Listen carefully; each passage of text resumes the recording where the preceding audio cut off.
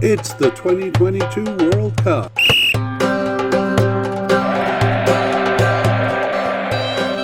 It's Mexico's players. Hello and welcome to the International Soccer Preview by Soccerphiles Canada. I'm Kevin and today we'll be looking at Mexico's squad for the 2022 World Cup. We interrupt this broadcast with a warning. Caution, mammoth mediacast ahead.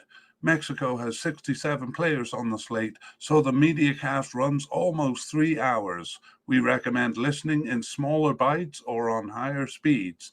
The full version of this podcast is recommended only for intense fans. Final warning, mammoth mediacast ahead.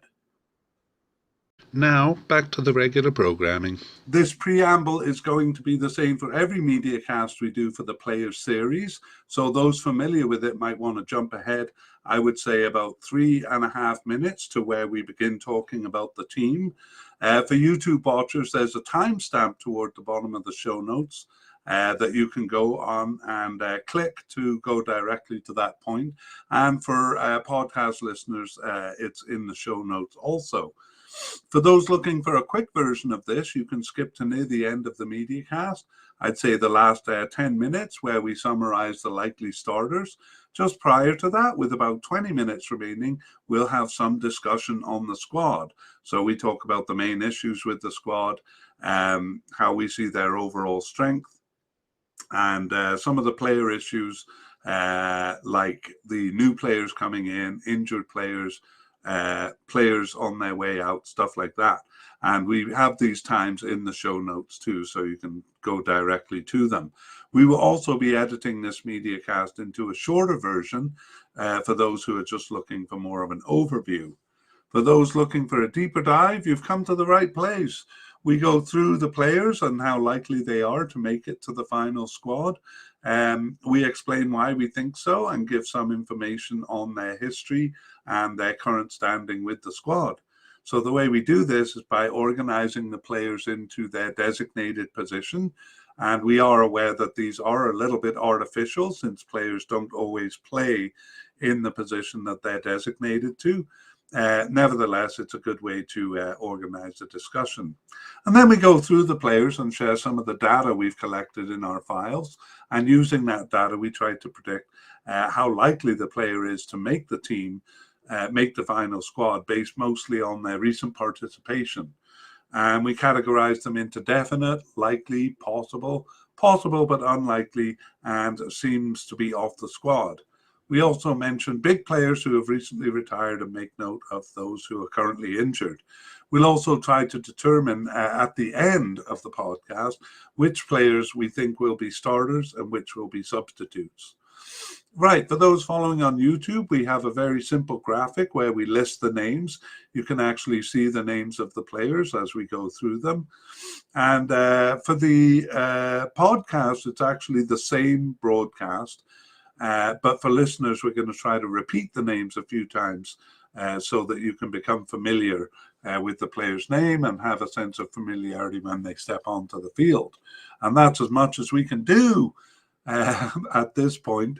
But the rosters are going to be published in November, and we will do an update episode around that time. So that'll essentially be giving any news on the team that we know, how they've done in games between now and then.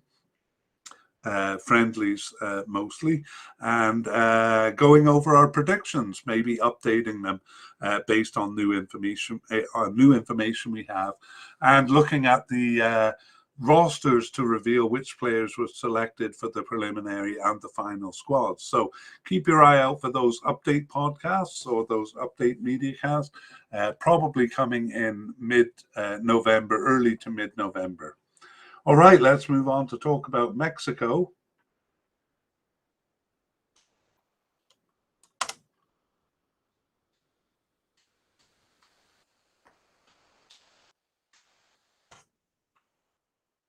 All right, let's move on to talk about Mexico. And we're going to begin by talking about takeaways from previous podcasts we've done. So we've actually done quite a few for Mexico.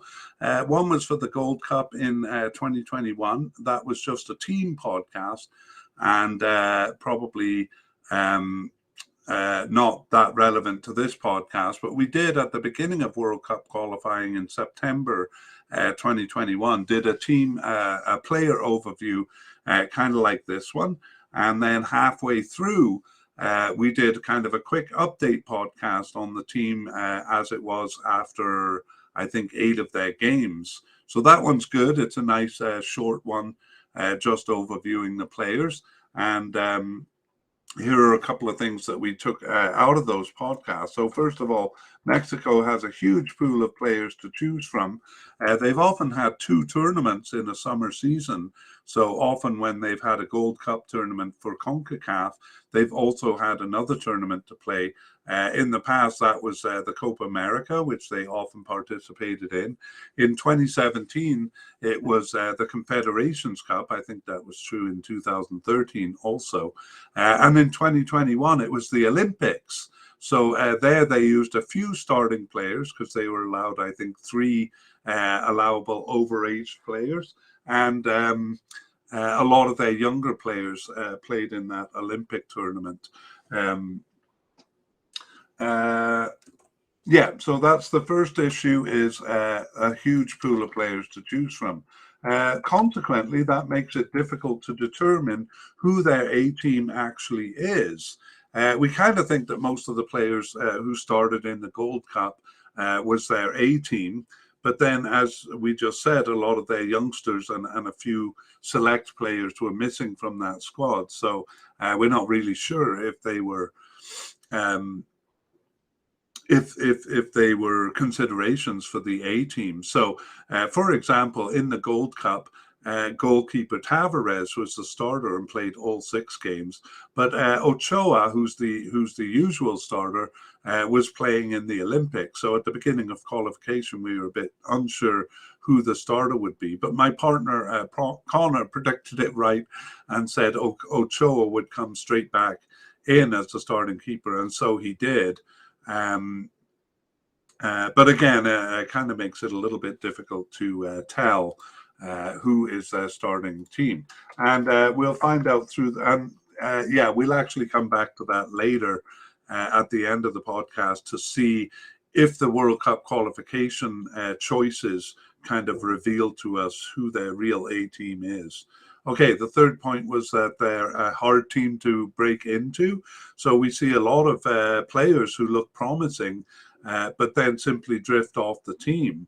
So as an example of this, they worked hard to rest the services of Jonathan Gonzalez away from the USA in 2018 and 2019. He was eligible for both USA and Mexico. And it was a big news story at the time that Mexico managed to secure his services, and Americans were angry about their own recruitment process, feeling that the Mexicans seem to be attracting more of these kind of players. However, once Mexico had Jonathan Gonzalez, he played only 2 games for the national team and hasn't appeared even on the bench since 2019. So just he's an example of it's hard for players to break into the team. And we did note in previous podcasts that players who make their B team for things like the Copa America squads or the 2017 Gold Cup, they used their A squad for the Confederations Cup and their B squad for the Gold Cup. And then this Olympic squad in 2021. It's hard to know if those players are candidates really for the A team, because they have a long way to go, even from that B team to making it onto the A team. So, for example, we thought that Diego Lainez, left midfielder, was making good inroads towards the A team because he was with clubs in Spain and Portugal. But it turned out that he wasn't used at the beginning of qualifying. He was, as it turned out, used a bit more in the second half of World Cup qualifying. But you know, I think he comes in as a possible candidate here, or even a possible but unlikely candidate. So very hard for these new players to break into the team. So we'll come back to a couple of these points in our notes at the end of the podcast. But let's move on to the one thing that's fairly simple about the Mexican team, and that is their formation. Because they usually use the same formation, which is a 4-3-3. So 4 defenders, 3 midfielders, and 3 forwards. So those forwards, especially on the left side and right side, tend to be players who are typically wingers or attacking midfielders. We'll get into that when we look at the actual positions. But in the Gold Cup, we see that 5 of their 6 games used this 4-3-3.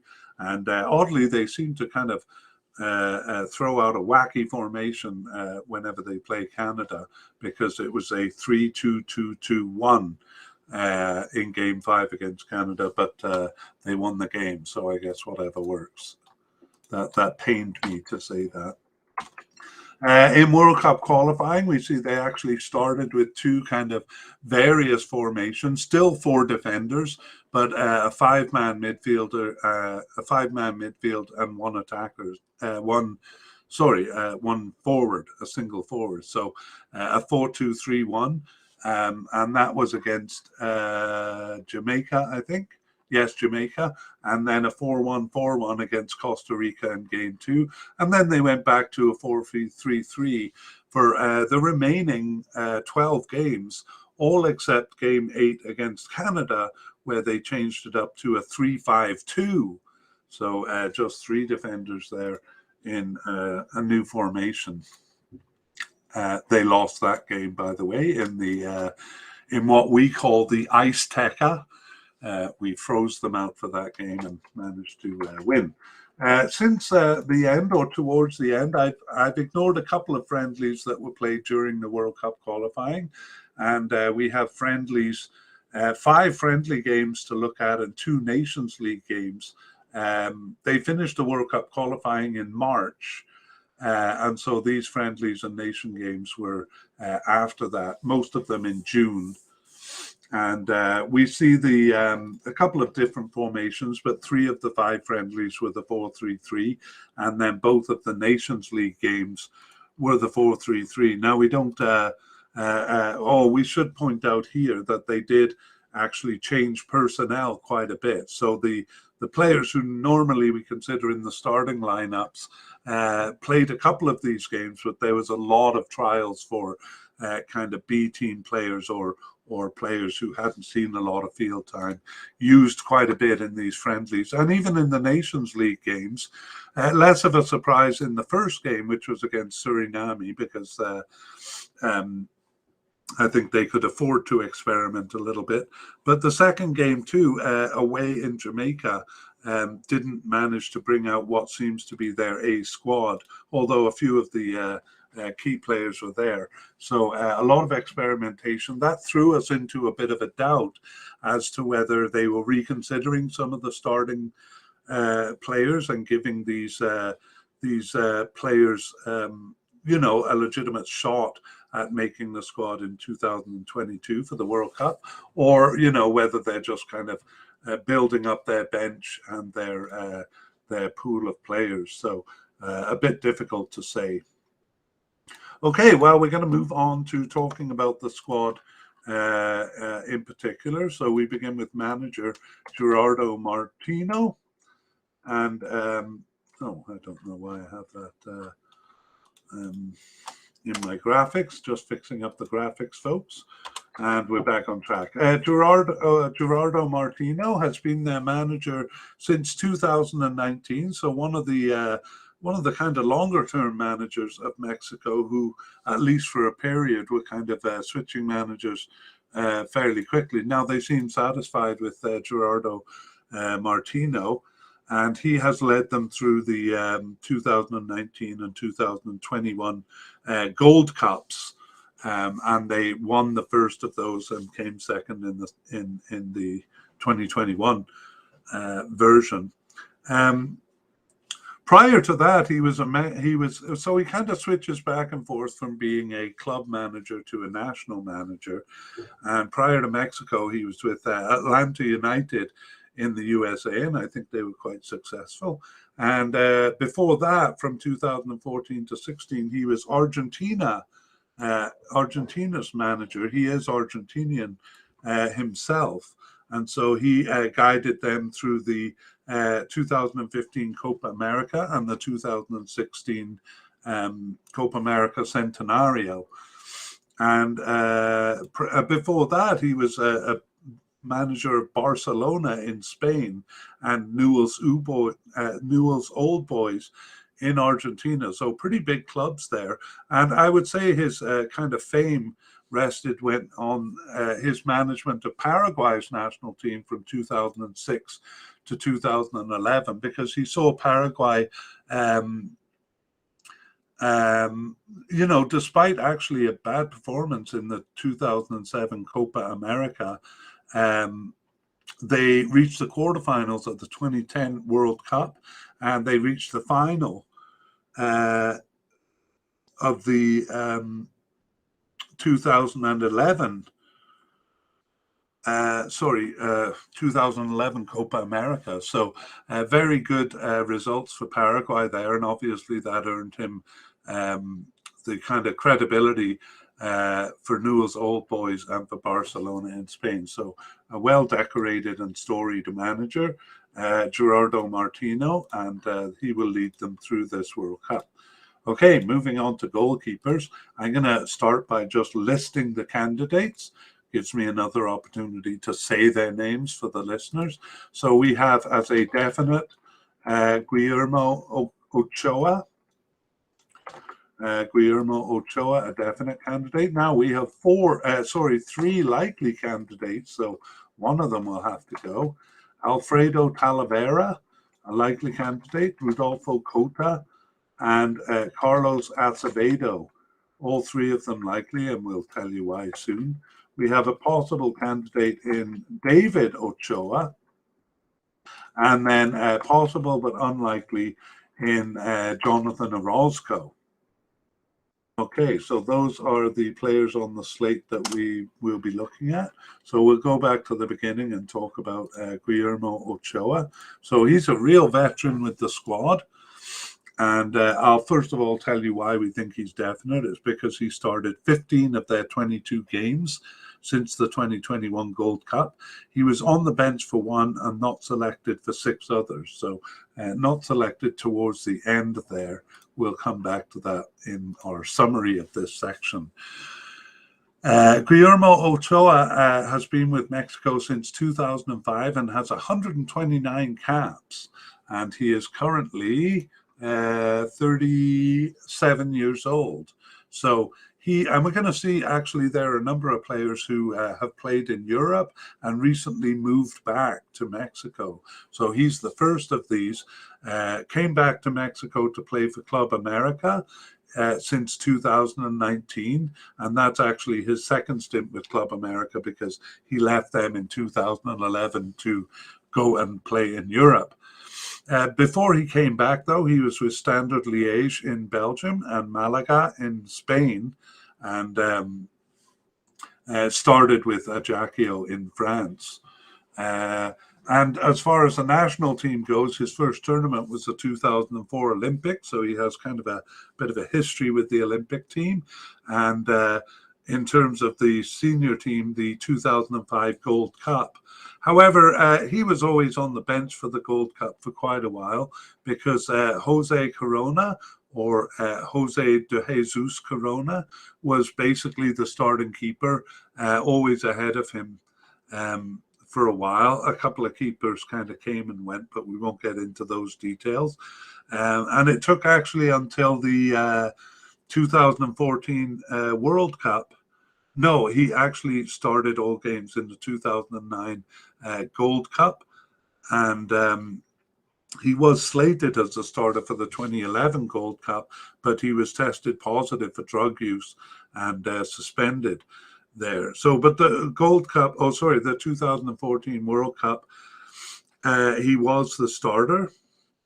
and basically was the starter for all of the tournaments after that.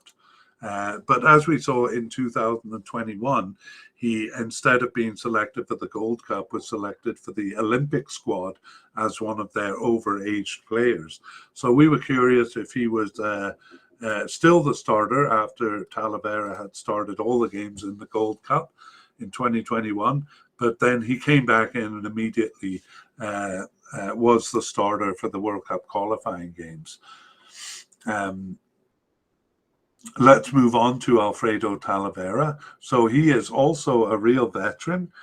We consider him likely because he started he started all the games in the Gold Cup, which made us feel he was the second string keeper. But actually, he started just one of their 22 games. This was the second last one, so the Nations League game against Suriname. And however, he was on the bench for 11 games.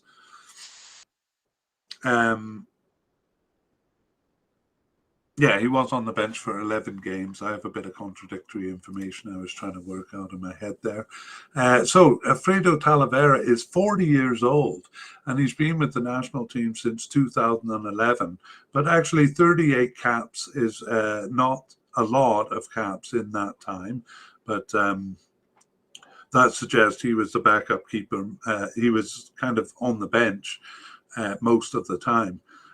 He plays for Juarez in Mexico since 2022 and was with UNAM Pumas before that. And Toluca, he spent 11 years with Toluca. His first tournament was the 2011 Gold Cup, and he actually started and finished all the games there, but didn't do so again until the 2021 Gold Cup, but was on the bench for most of the tournaments, including the 2014 and 2018 World Cup. So he's certainly been around for a while. Again, a bit hard for him to get past Jesus Corona and then Guillermo Ochoa as the starting keeper. And it turns out that the Gold Cup, being the starter in the 2021 Gold Cup, didn't really help him to gain the starting goalkeeper position. So 40 years old, Alfredo Talavera. Rodolfo Cota is also quite old, at 35 years old. He started 2 of the 22 games since the 2021 Gold Cup and was subbed in for 1 and was on the bench for 13 of them. So only missed 6 matches, not called up for 6 matches is what I mean. He's been on the squad since 2017, but he has even fewer caps, just 8 caps in his career. And he was his first tournament was on the bench for the 2017 Confederations Cup, which, if you recall, was played by the A team, while the Gold Cup that year was the B team. However, he didn't make the squad for the 2018 World Cup or the 2019 Gold Cup. So he returned in 2021 and was on the bench for the 2021 Gold Cup. But he has earned a couple of starts since then. The final likely candidate is Carlos Acevedo, and he brings a bit of youth to the goalkeeper lineup. The 3 candidates we've talked about so far, all over 35 or 35 years old or older. Acevedo himself is 26 years old, and he got his first cap in January and started 3 of the remaining 13 games up until June 2022 and was on the bench for 4. There were 6 games he wasn't selected for, though. So he was not a consideration for the Gold Cup in 2021, but seems to be on the slate now because 3 starts is actually pretty good. He plays for Santos Laguna in Mexico.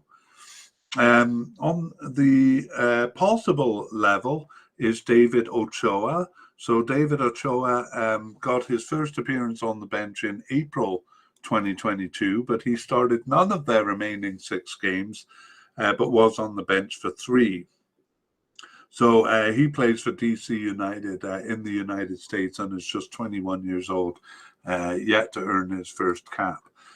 Jonathan Orozco is the last goalkeeper we'll deal with. We have him as possible but unlikely, and he started one of their 22 games since the 2021 Gold Cup, and he was on the bench for 7, which is pretty good, but he wasn't selected for the last 9 matches. So not completely out of the picture, but with so many goalkeepers ahead of him, I think it'll be tough to get in. He's always had a bit of trouble getting in. He's been on the squad since 2010, but since that time has only managed 10 caps. And now he's 36 years old, so among the other goalies. He did appear in the 2011 Gold Cup. That was his first, where he was on the roster, but didn't see any action. However, he did start and finish 4 of the 5 games in the 2013 Gold Cup. So that's really the only one where he got some action. Meanwhile, he's had trouble getting on the team. He did make the bench for the 2015 Gold Cup, but after that, it took until 2019 to get on another squad. And in 2019 and 2021, he was the backup keeper. He was on the bench, on the roster, but on the bench. So now he seems to have dropped off the squad, and I don't know about his chances of making it back. So there we have it. One definite candidate, 3 likely, and they'll probably bring 3 keepers to the cup. So it seems like one of those has to go, but I'll tell you the situation until now. So as we saw, Alfredo Talavera was the starting keeper in the cup and played all the games there. Meanwhile, Ochoa was off at the Olympic team. However, he came back to play all of the World Cup qualification games.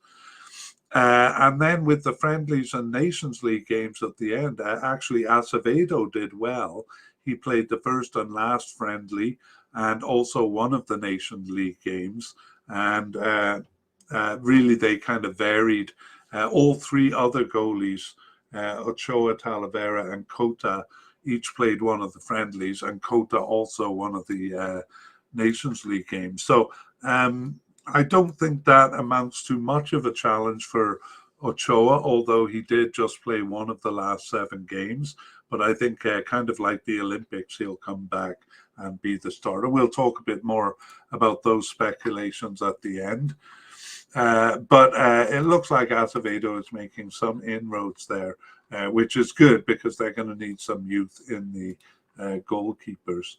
Let's move on to the defenders, and we'll start with central defenders. And we have no definite candidates here, and I'll tell you why soon. But for likely, we have Nestor Araujo, and we have Cesar Montes, and we have Hector Moreno. And then we have 2 possible candidates, Johan Vasquez and Israel Reyes. And then we have 3 possible but unlikely in Luis Olivas and Arturo Ortiz and Jordan Silva. And finally, we have a player who, a bit surprisingly, is off the squad. Actually, we have 3 who seem to be off the squad, but surprisingly, Carlos Salcido kind of suddenly dropped. Gilberto Sepulveda, and Harit Ortega. All of those seem to be off the squad, you know, having kind of made an appearance of some kind since 2020. So not completely out of the question, but they seem to be off the squad. But let's go back to the beginning, and we have no definite candidates here, and but 3 likely candidates. So we'll start with Nestor Araujo.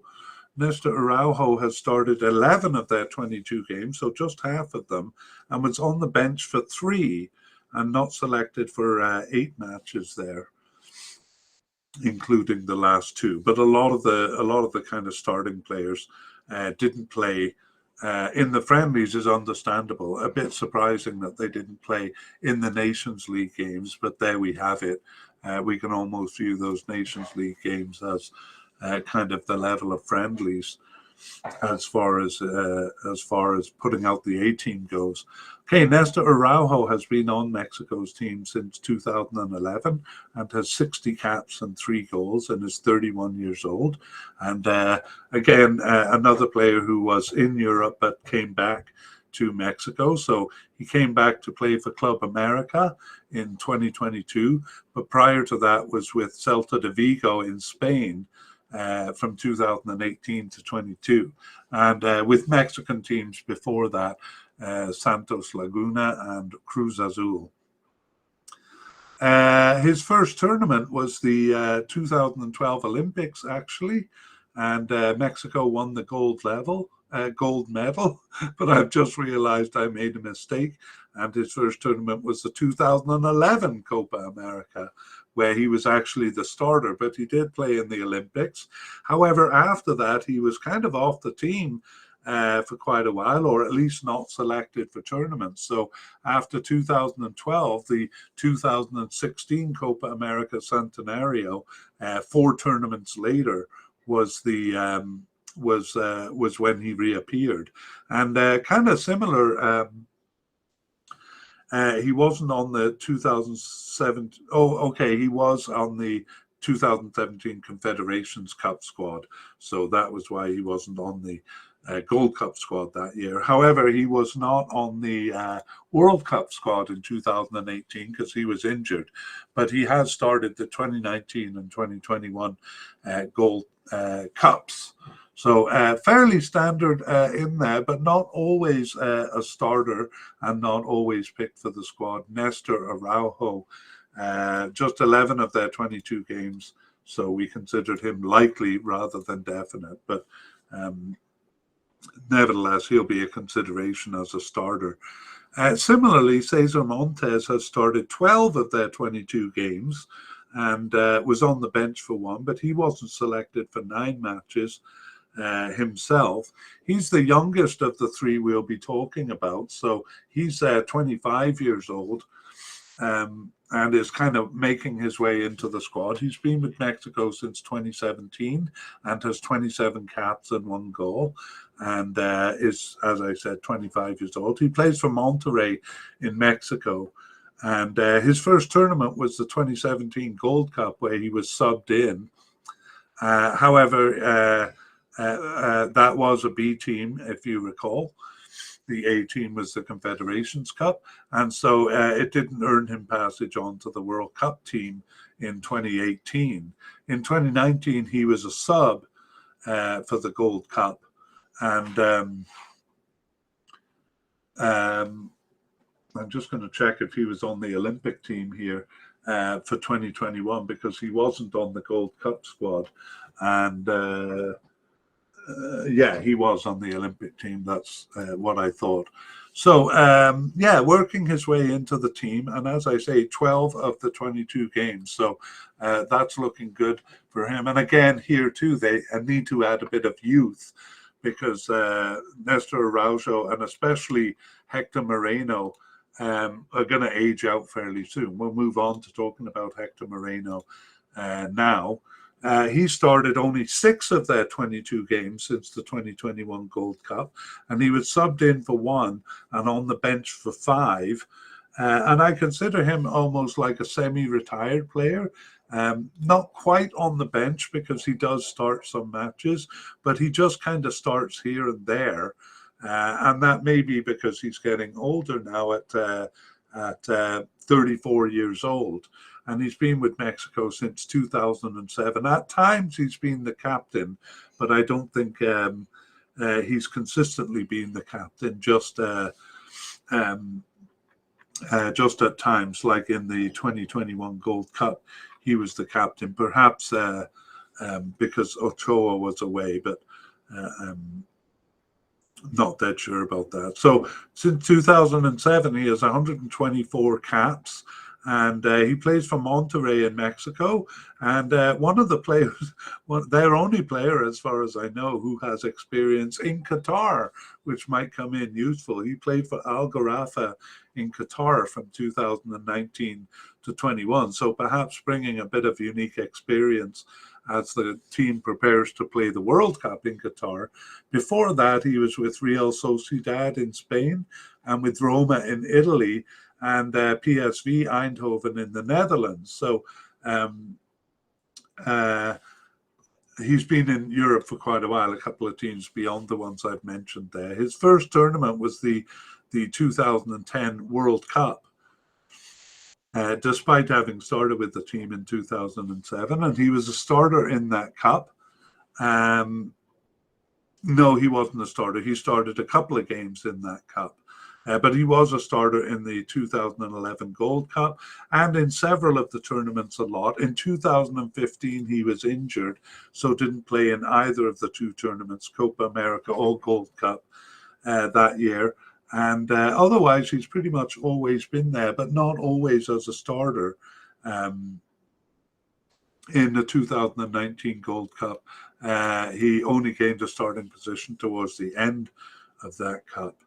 And he didn't actually appear in games 1 and 2 in the 2021 Gold Cup either, despite being the captain, but gained a starting position from game 4 onwards. So I kind of get the vibe that he's kind of semi-retired and wouldn't be a player who starts all the games. But we see they have a bit of a rotation among these three players we've talked about, Araujo, Montes, and Moreno. And so he will get in there for a start from time to time, but is not nailed down as a starter. And because of that rotation, we can't really say that any of them have started enough games to make us think that they're going to be a starter. But that's a discussion we'll leave until the end of the podcast. Meanwhile, we have two possible candidates in Johan Vasquez and Israel Reyes. So Johan Vasquez started 4 of their 22 games since the 2021 Gold Cup, and he was on the bench for 6 others and not selected for 2. So he plays for Genoa in Italy. Sorry, I should say he's been with Mexico since 2019 and has 6 caps with them, is 24 years old. And as I started to say, he plays for Genoa in Italy. That's a new move since 2022. And he was very quickly loaned out to a slightly smaller club, Cremonese, in Italy. And he had been playing with Unam Pumas in Mexico before they sent him on loan to Genoa. So a few clubs in Mexico before he moved over to Italy there, and we consider him a possible candidate. He was on the preliminary squad for the 2021 Gold Cup, and I'm just, he was selected instead for the Olympic squad. So actually the Olympic squad is supposed to be under 23s, but there actually were a number of players who were 24, so I'm not sure how the rules exactly worked. And of course, they were allowed a couple of overage players, but the 24-year-olds were actually allowable, not as overage players. He was one of them. Israel Reyes got his first cap in December 2021, and he started 2 of their remaining 13 games, as well as being subbed in for 1 and on the bench for 4. So kind of being selected there, but not seeing a lot of action on the field. But he is only 22 years old, and even at that, 3 caps and 1 goal is not too bad for Mexico as a 22-year-old, because it's so hard to break into the team. He plays for Puebla in Mexico and was with Atlas before that, and with the Atlas youth system. Okay, we move on to the possible but unlikely players, and we have 3 of them, the first of which is Luis Olivas. So Luis Olivas got his first cap in December 2021, and he started 1 of their remaining 14 games and was subbed in for 1 other. and was injured for 3. So actually not a strong candidate, just the 2 caps in 2021. And he is 22 years old. So perhaps someone to look out for in the future, but doesn't seem like it's a strong bid for this World Cup. He plays for Guadalajara in Mexico. However, he has a better chance than Arturo Ortiz, who got his first cap in April 2022. And but he didn't start any of the games, just he was subbed in for 1 match. So maybe he's happy to get a cap for the Mexican national team, but he's 30 years old, so that's his first cap, and so it's doubtful he's really going to become a part of the national setup there. He plays for UNAM Pumas in Mexico. And someone who might feel the same way is Jordan Silva, may be happy to get a cap, but not likely to make it onto the team because he's 29 years old. And he returned after a 5-year absence in December, and did start a game, but then immediately kind of disappeared from the squad. So Jordan Silva also unlikely to be a candidate here. He plays for Querétaro in Mexico. Now we move on to players who seem to be off the squad, and an interesting case is Carlos Salcido. So Carlos Salcido seemed to be fairly entrenched in the squad, and I'll tell you that history. But first I'll tell you that since the 2021 Gold Cup, he hasn't been selected. So a kind of abrupt ending to what seemed like a good career with the Mexico squad. And I'll just say at this point, like, he was a starter in the 2021 Gold Cup. Started 4 of the games and subbed into 2 others, so seemed to be kind of well entrenched in the squad. And he took a penalty against Canada, and he missed that penalty, so the fans weren't that happy about that. And later they were booing him, maybe later in that game, or I kind of think it was the game after. And the fans were kind of booing him, and the announcer made the point that he wasn't very popular with the Mexican fans. So,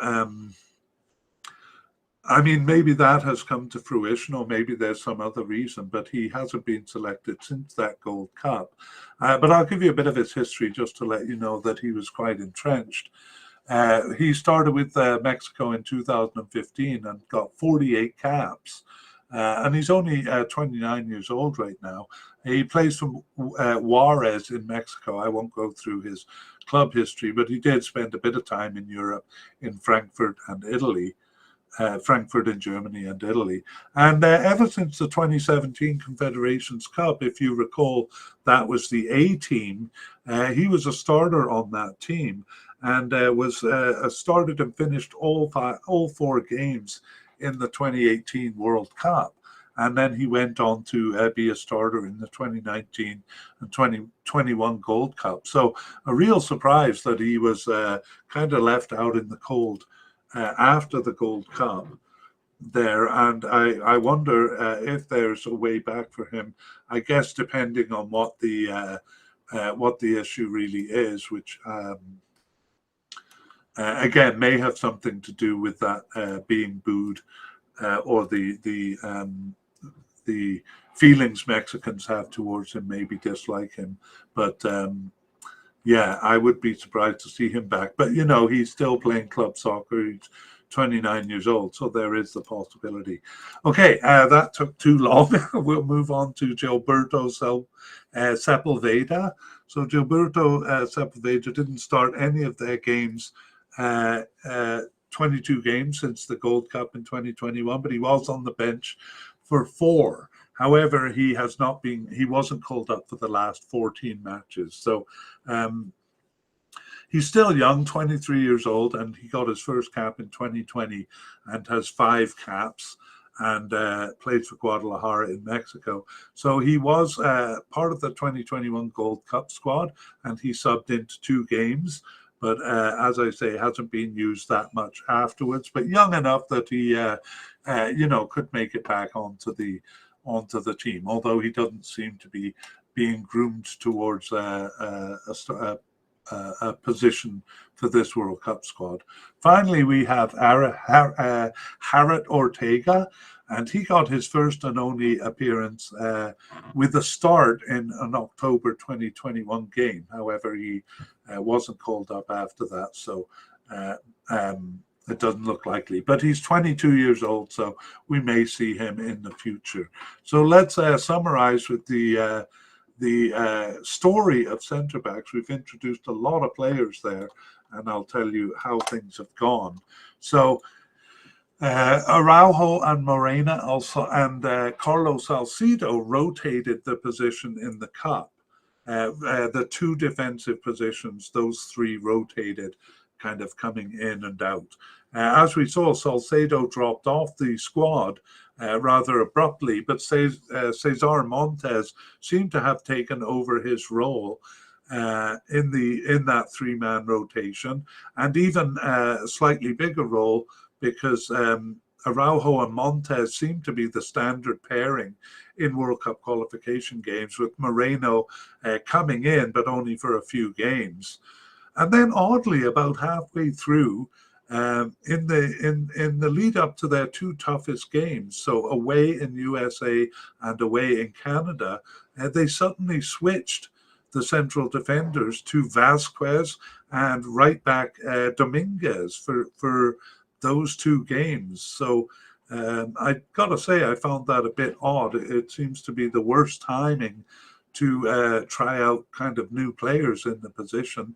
And afterwards, Vasquez kind of stayed on and played as a central defender a couple of more times, but it went back to Araujo and Montes ultimately. And then in the friendlies and Nations League games, left back Angulo made some inroads as a central defender. So again, not sure if he's kind of being considered as a backup central defender, but did make a few appearances. So yeah, a bit odd those games against Canada and the USA. Okay, left back is a bit simpler actually. It's maybe the one position on the field which is fairly well defined, and Jesus Gallardo we consider a definite candidate, and he seems to have a bit of a stranglehold on the position. But there are a couple of possible candidates. We saw that Jesus Angulo got a bit of field time as a central defender. He's actually coded as a left back. And Gerardo Ortega, we consider a possible candidate too. And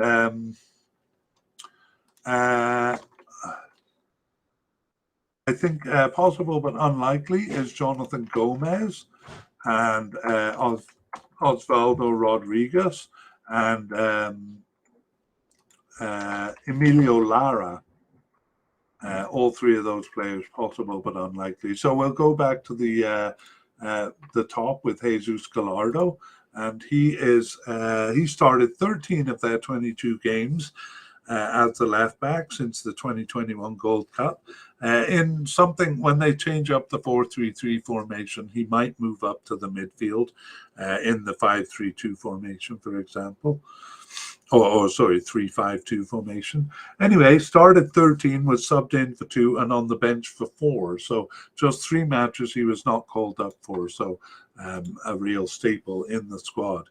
He's been with Mexico since 2016 and has amassed 76 caps in that time.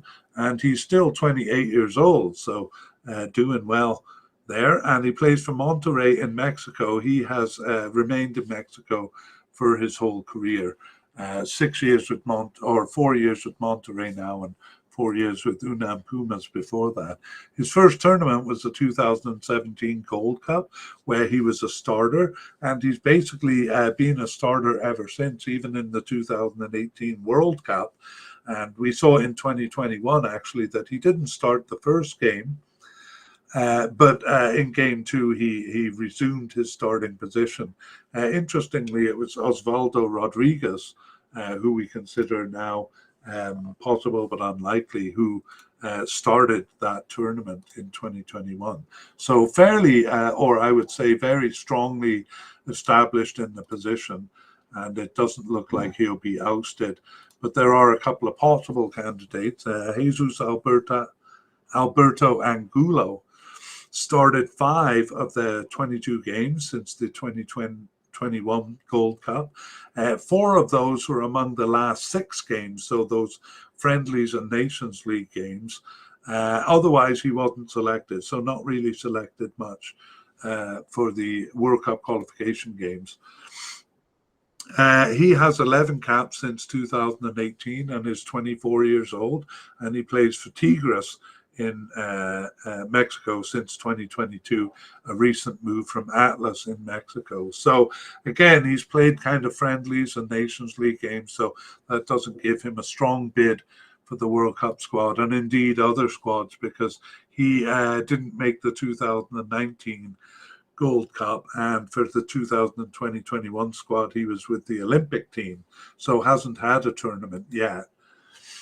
Gerardo Arteaga returned after a 7-month absence to start 4 of their remaining 12 games up until June 2022, and he subbed in for 2 and was on the bench for 2. So Gerardo Arteaga, a few starts there. He has been with Mexico since 2018 and has 16 caps, respectable enough for a 24-year-old. And he moved to Genk in Belgium in 2020, having played for Santos Laguna before that, and was actually with their youth squad too. So a possible candidate in Gerardo Ortega. And we have 3 possible but unlikely here, so we'll go through them. Jonathan Gomez got his first appearance in a friendly in December 2021. And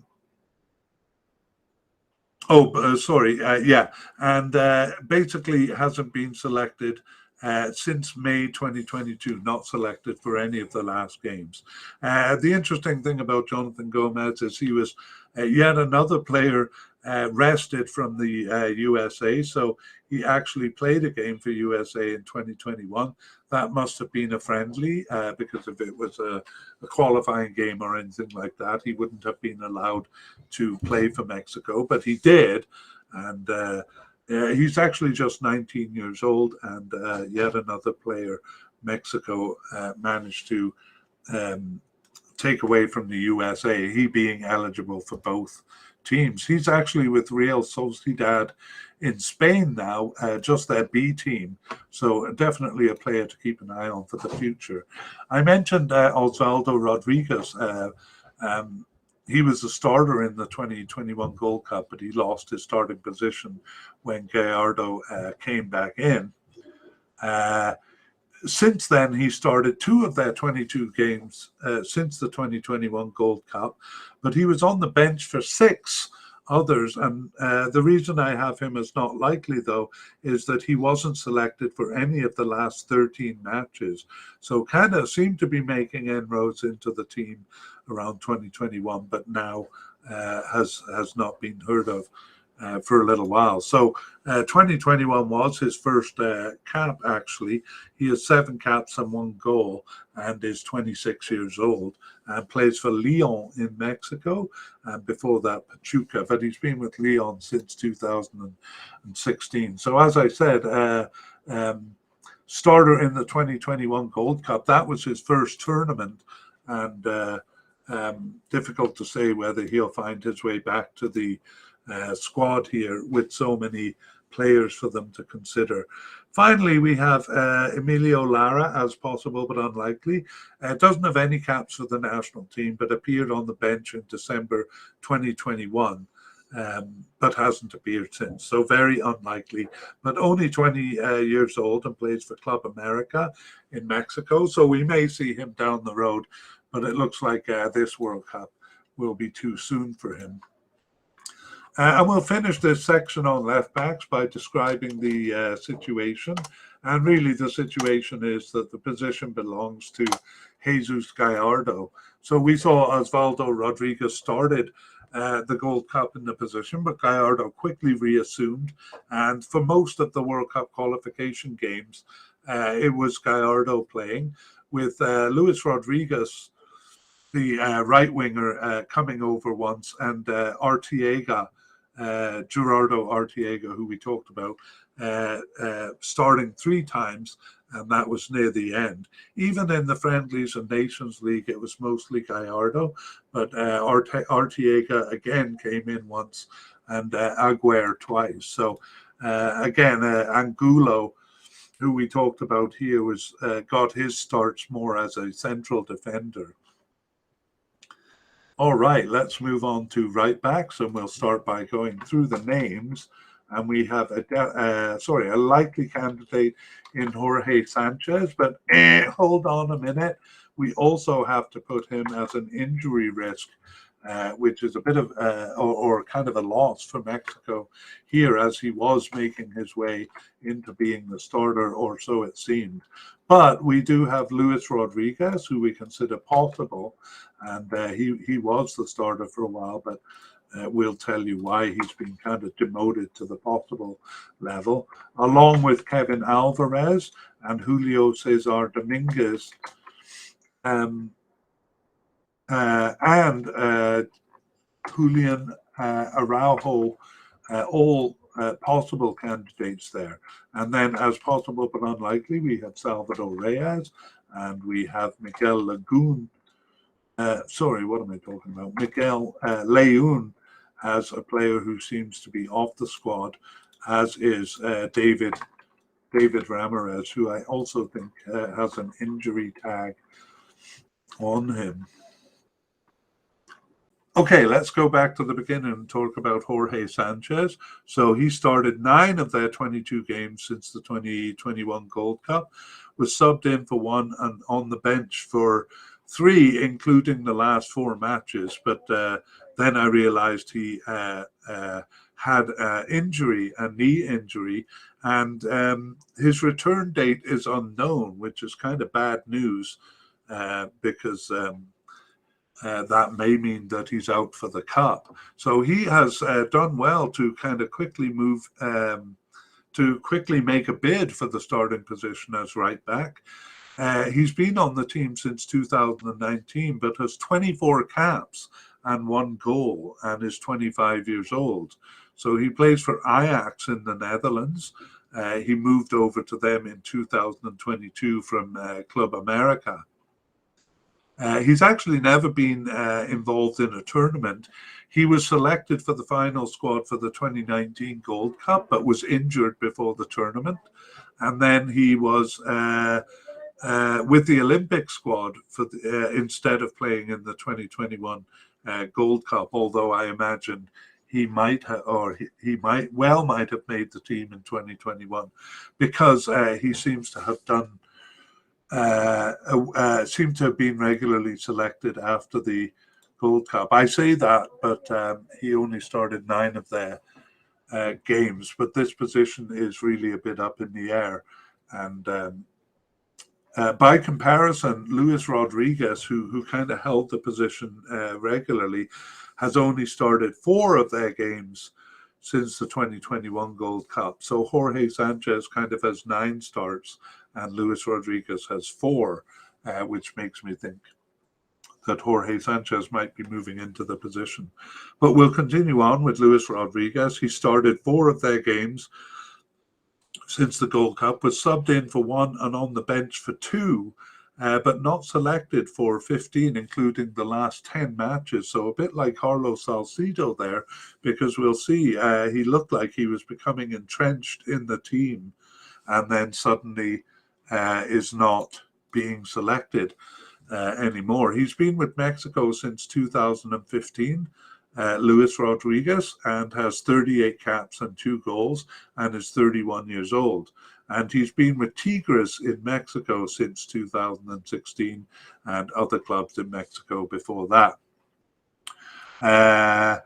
By the way, he's often called Chaka Rodriguez, and if I was Mexican, I might refer to him that way, but I'm going to go with Luis Rodriguez. He was basically a starter since the 2019 Gold Cup. He was involved in the 2017 Gold Cup there, but he was on the B team of the B team, if you know what I mean. So we'll say 2019, he was a starter and looked pretty entrenched there because he started and finished all 6 games in 2019 except for game 3, and then in 2021 started and finished all 6 games again, and actually was quite good in that cup. So I was a bit surprised to see that he's only started 4 games since then, and seems to be losing his starting position there. But that's the way it goes on Mexico.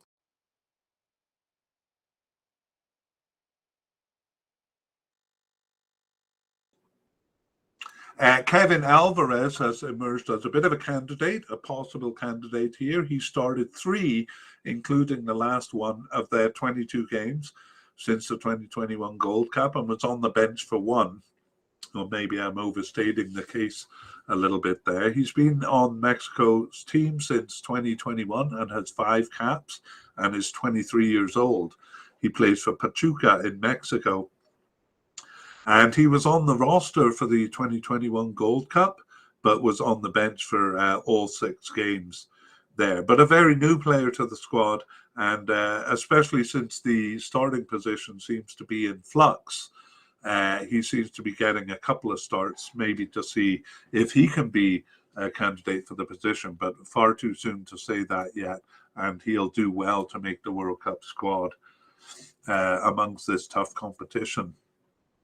Another candidate is Julio Cesar Dominguez, and he had returned after an almost 3-year absence in 2021 to start 6 of their remaining 22 games, and was on the bench for 7 others. So actually seeing more action than Alvarez or Rodriguez in terms of call-ups. And he's a veteran player, really. He's been on the Mexican team since 2007, and he is 35 years old.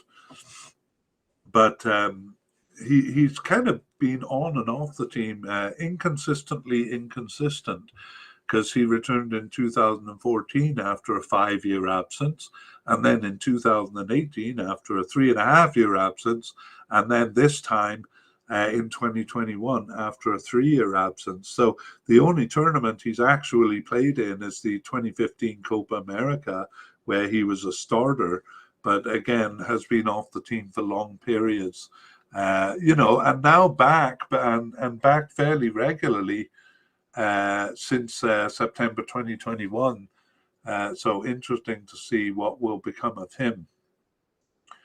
Okay, we have Julian Araujo also as a possible candidate. He got his first cap in December 2021 and started 2 of the remaining 13 games and was subbed in for 1 and on the bench for 3. So he's been with the team since 2021 and has 3 caps and is 21 years old. So perhaps a little bit of time before he can make a serious bid. He actually plays for LA Galaxy in USA and is another player who played a game for the USA in 2020. He got a cap for the USA. That must have been a friendly, otherwise he wouldn't have been allowed to switch over to Mexico. And he actually made the preliminary squad for USA's Gold Cup 2021 team, and he didn't make the final cup, and it was after that he moved over to Mexico. So once again, Mexico kind of winning out in their wooing of these players who are able to play for both countries, and Mexico kind of pinning him down. All right, Salvador Reyes is a possible but unlikely candidate, and he got his first and only appearance in December 2021, starting a game there. and he's 24 years old. But again, not a strong candidate for this cup, perhaps in the future.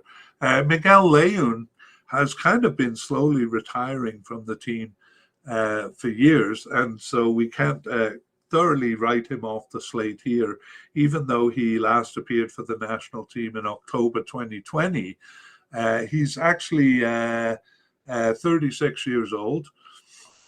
So we've seen a couple of players kind of keep playing since then. And I won't go through his whole history, except to say that he is still playing at the club level for Club America, and was a starter in the 2014 and the 2018 World Cups. The reason he didn't make the 2019 Gold Cup was due to illness rather than not being selected.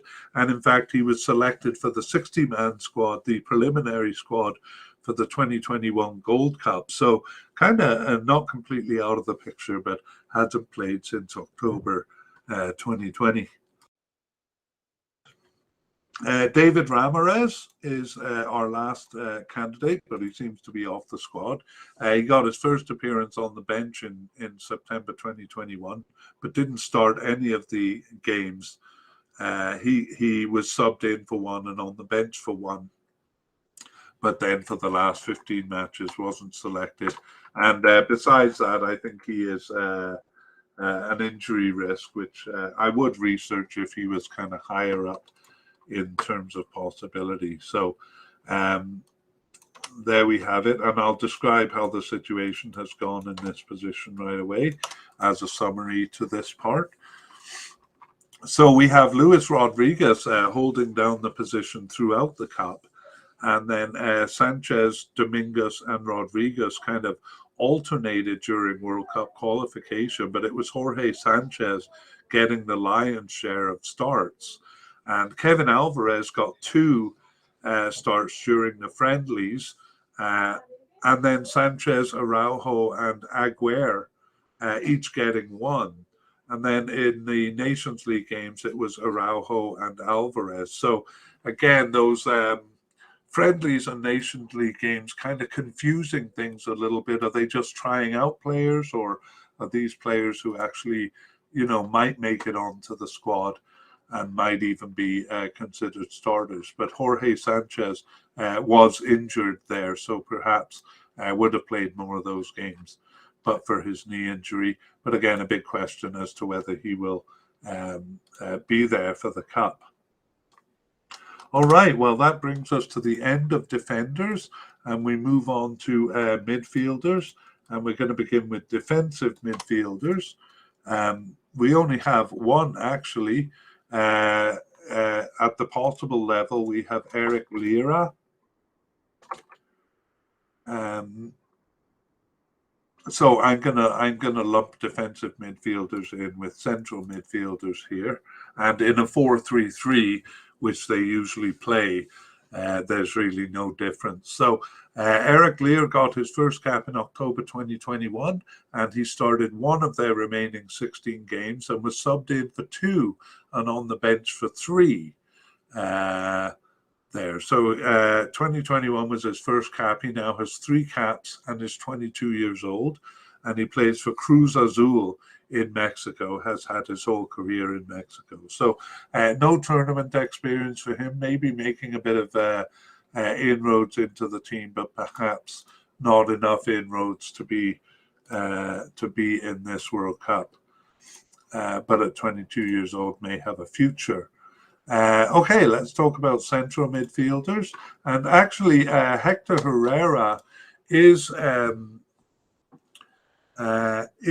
designated as a central midfielder, but I have moved him to right midfielder because that's where he's played during this period. So we'll come back to Hector Herrera a bit later. And we begin with the hard to classify Orbelin Pineda as a likely candidate.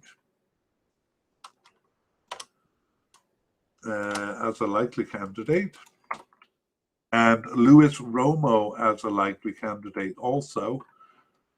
And surprisingly, we have Edson Alvarez as just a possible candidate here. And another player who's coded as a central midfielder, Fernando Beltran. We've also moved him to right midfielders here because that's where he's been starting. So Luis Chavez is another possible candidate. And Eric Sanchez. Wow, we have central midfielder Carlos Alberto Rodriguez too, but we've moved him to left midfielder because that's where he's playing. Obviously, all of these guys can't crowd the center of the field, so they just moved out to the side of the field a bit. Possible but unlikely, Alan Cervantes and Jonathan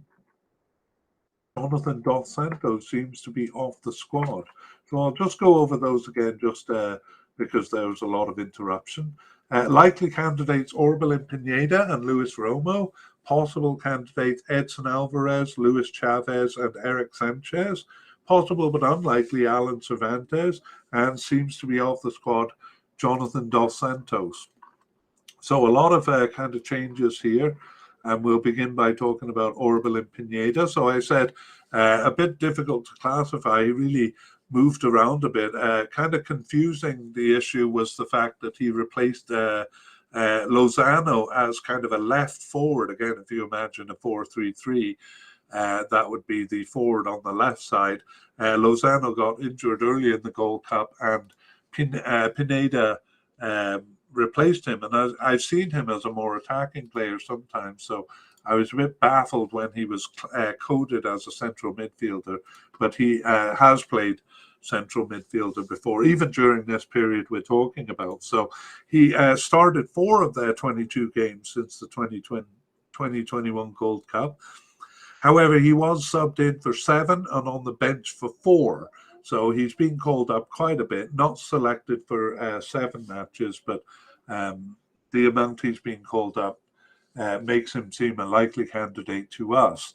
Pineda has been with the team since 2016 and has 48 caps and 6 goals, so he gets called up quite a bit, and that's pretty good for a 26-year-old. He recently moved to Celta de Vigo in Spain, and from there he was loaned to AEK Athens in Greece, which is where he's playing right now. And he made that move from Cruz Azul in Mexico, and he was with Mexican teams prior to that. His first tournament was that B team in the 2017 Gold Cup, where he subbed into game 1 at halftime and gained a starting position, but that wasn't enough to get him onto the World Cup squad in 2018. He wasn't even on the preliminary squad there, and actually had a bit of trouble getting back into the team, or getting into the team. As we've seen, it's not easy for B team players to move up to the A team, but he seems to have done so over time. He was a sub in the 2019 Gold Cup and also in the 2021 Gold Cup, but as I said, gained a starting position, although that was due to an injury. So perhaps didn't truly gain a starting position with the squad. 4 out of 22 games since the Gold Cup. So yeah, not a likely starter, but likely to be on the team. Perhaps a bit more likely is Luis Romo. He started 7 of their 22 games since the Gold Cup, and he was subbed in for 7 and on the bench for 5. So just 3 matches that he wasn't selected for. And he's been with Mexico since 2019 and has 25 caps. He is 26 years old. So, you know, a bit late in joining the team because he hasn't made a tournament yet, and he's 26 years old. Sorry, I'm losing my spot here. I think I was confused by the fact that he was on the Olympic team, and in my head working out his age and how that happened. But it is actually the case that he was one of their overaged players used for that tournament. So again, I don't know whether that is a good thing in terms of his bid to make the A team, or whether not playing in the Gold Cup actually kind of worked against him. But anyway, he was one of the overage players, and that's the closest thing he's come to a tournament. However, he does seem to be making inroads in the central midfield there, so we have him as a likely candidate to make the Cup. Difficult to say which of the central midfielders will actually be starters, but it did used to be Edson Alvarez, a bit of an interesting case here. So he started 11 of their 22 games since the Copa America, certainly seemed to be holding down that position in the midfield. However, he was not selected for 8 matches, including the last 4. So again, most of those were friendlies and Nations League, so he still may be viewed as the starter in the central midfield. He actually started as a right defender, or was it a left defender? No, it was a right defender, and that's a position he played in the 2017 Gold Cup, his first tournament. And also in the World Cup 2018, he was subbed into game 1, but then gained the right back position as a starter for the rest of the games. And I'm trying to figure out where it was that he moved up to central defense. 2019 Gold Cup. Anyway, I'll just say by the time the 2021 Gold Cup came around, he was pretty firmly ensconced in the central defense and started all 6 games there. All 6 games there in 2021. So a bit of a defensive central midfielder there. So again, a bit surprising that in the last few games he hasn't been starting there, making us wonder if he's losing his position there. And the fact that he's been off, well, for the last 4 matches, now that I'm talking about it, I would actually move him up to likely, especially since he could well still be the starter in that position. But a bit concerning that he's missed the last 4 matches for the team. Luis Chavez returned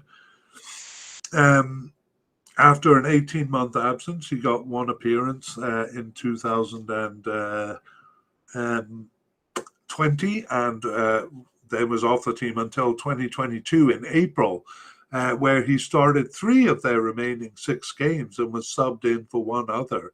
So again, those friendlies, hard to say how seriously to take them. But that's 4 caps since his first one in 2022, and he's 26 years old and plays for Pachuca in Mexico. He did make the preliminary squad for the 2021 Gold Cup, but not the final cut. So Luis Chavez, kind of an outside chance there. Next possible candidate is Eric Sanchez. He himself returned after a 10-month absence and started 1 of their remaining 6 games towards the end there, and was subbed in for 2 besides.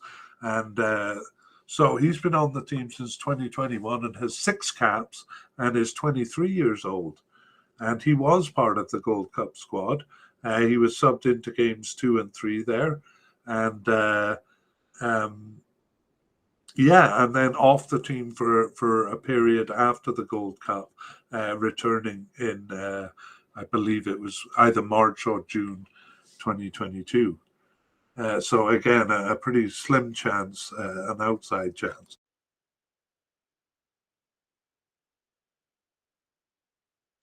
Okay, Alan Cervantes is possible but unlikely. He started 1 of their 22 games since the Gold Cup and was subbed in for 1, but not selected for the last 12 matches there. So the 24-year-old has 4 caps since 2021 and plays for Santos Laguna in Mexico, and he was on the squad for the 2021 Gold Cup.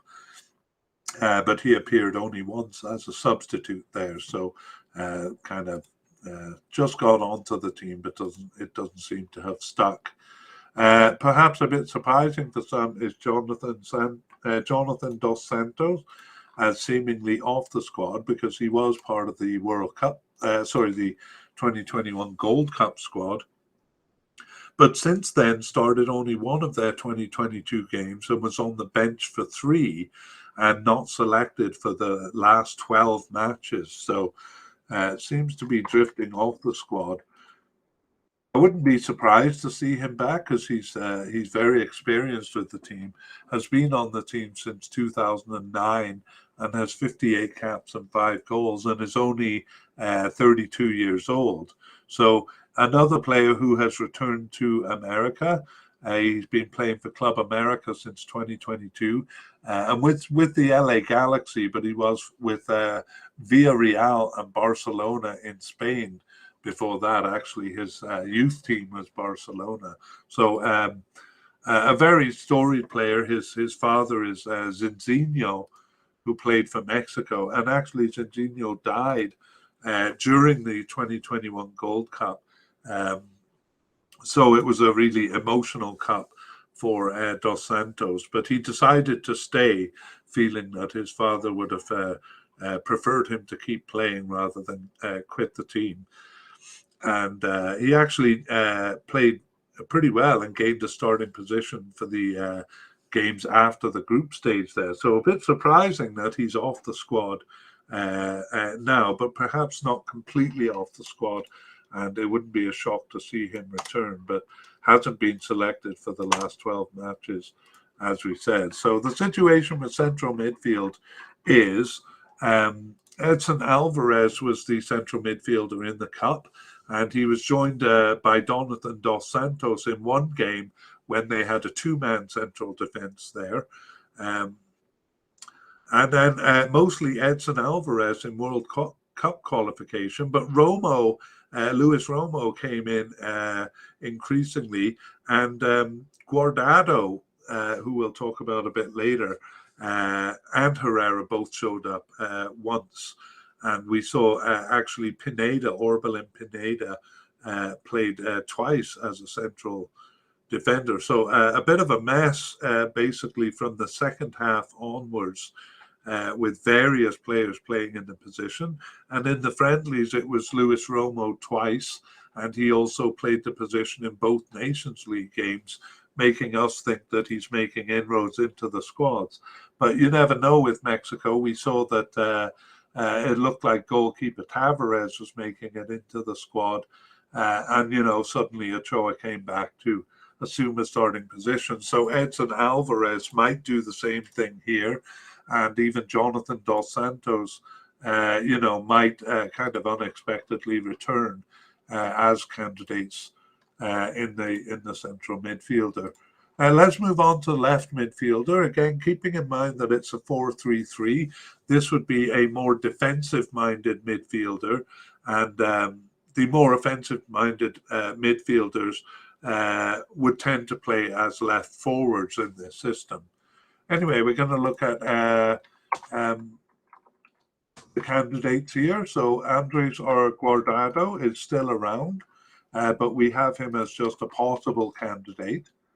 And we have Carlos Alberto Rodriguez as a possible candidate. I probably should put him ahead of Guardado here, but we'll get to that. Eric Gutierrez, also a possible candidate. Eric Aguirre, who we've mentioned a couple of times as a right back and a left back, is actually coded as a left midfielder. Diego Lainez, we mentioned him at the top of the podcast, as he's a possible candidate now. We thought he was quite promising at the beginning of World Cup qualifying. Rodolfo Pizarro, another possible candidate. So we have no candidates below that, but we have just 6 candidates as possible for this position, and nothing above or below that.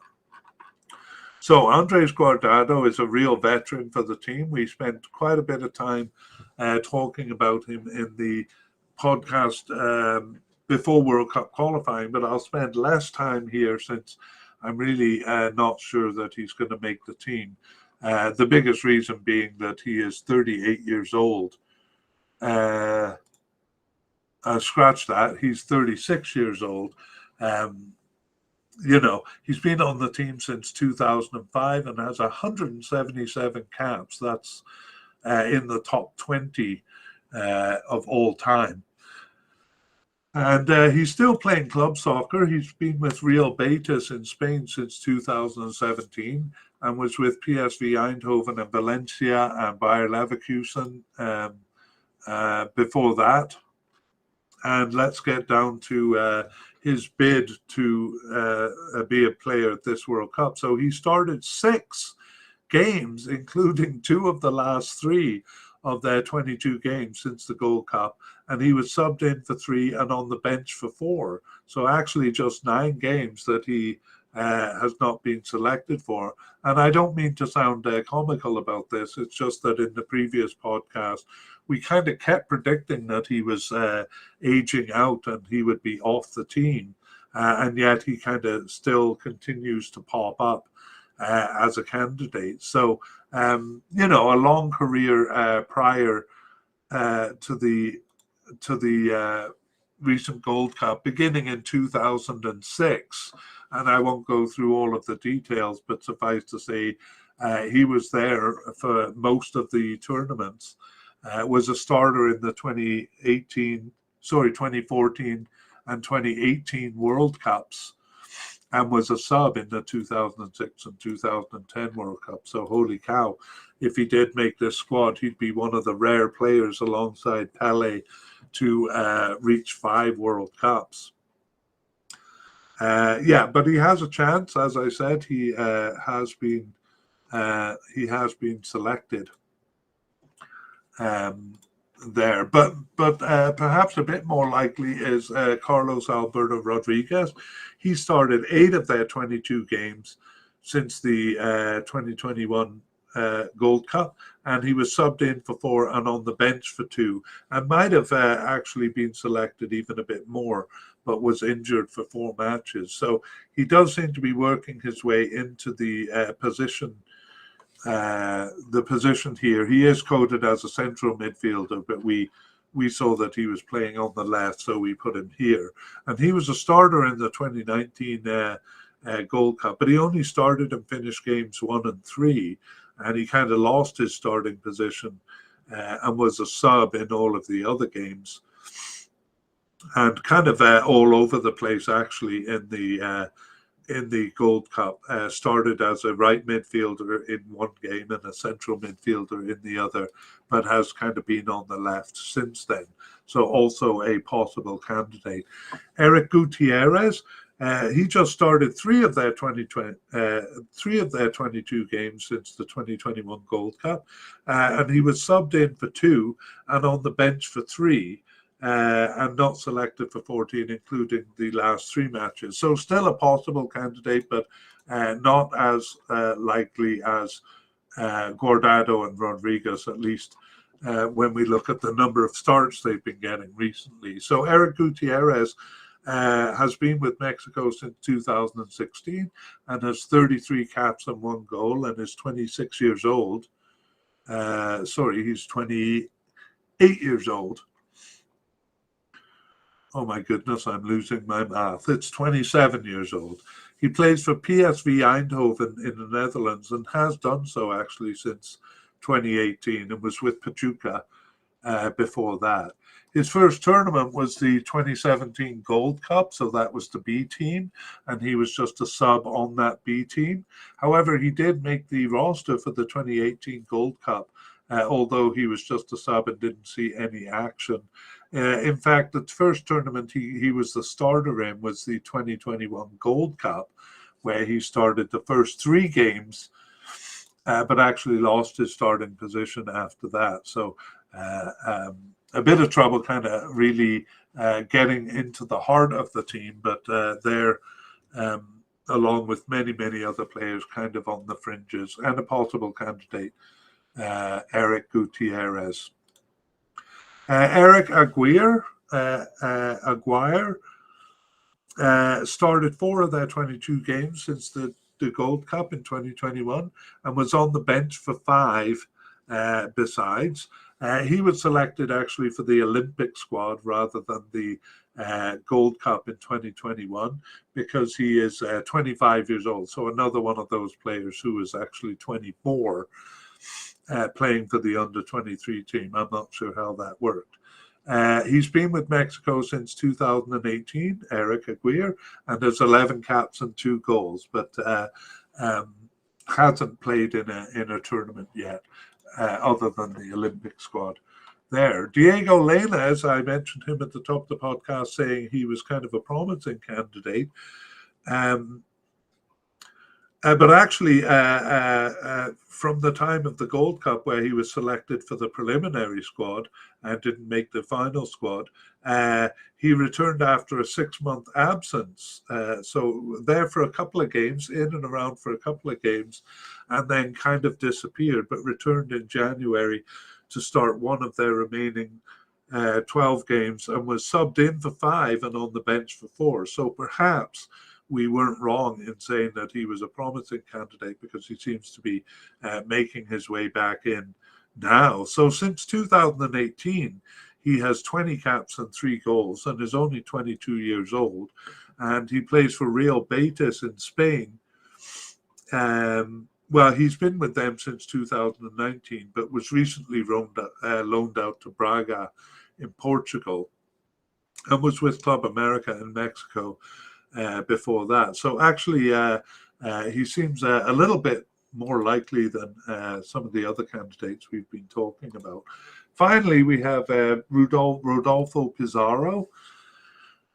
So he started 2 of their 22 games since the 2021 Gold Cup and was subbed in for 2 and on the bench for 2. That means 16 games that he wasn't selected for. And he's been with Mexico since 2014 and has 38 caps and is 28 years old.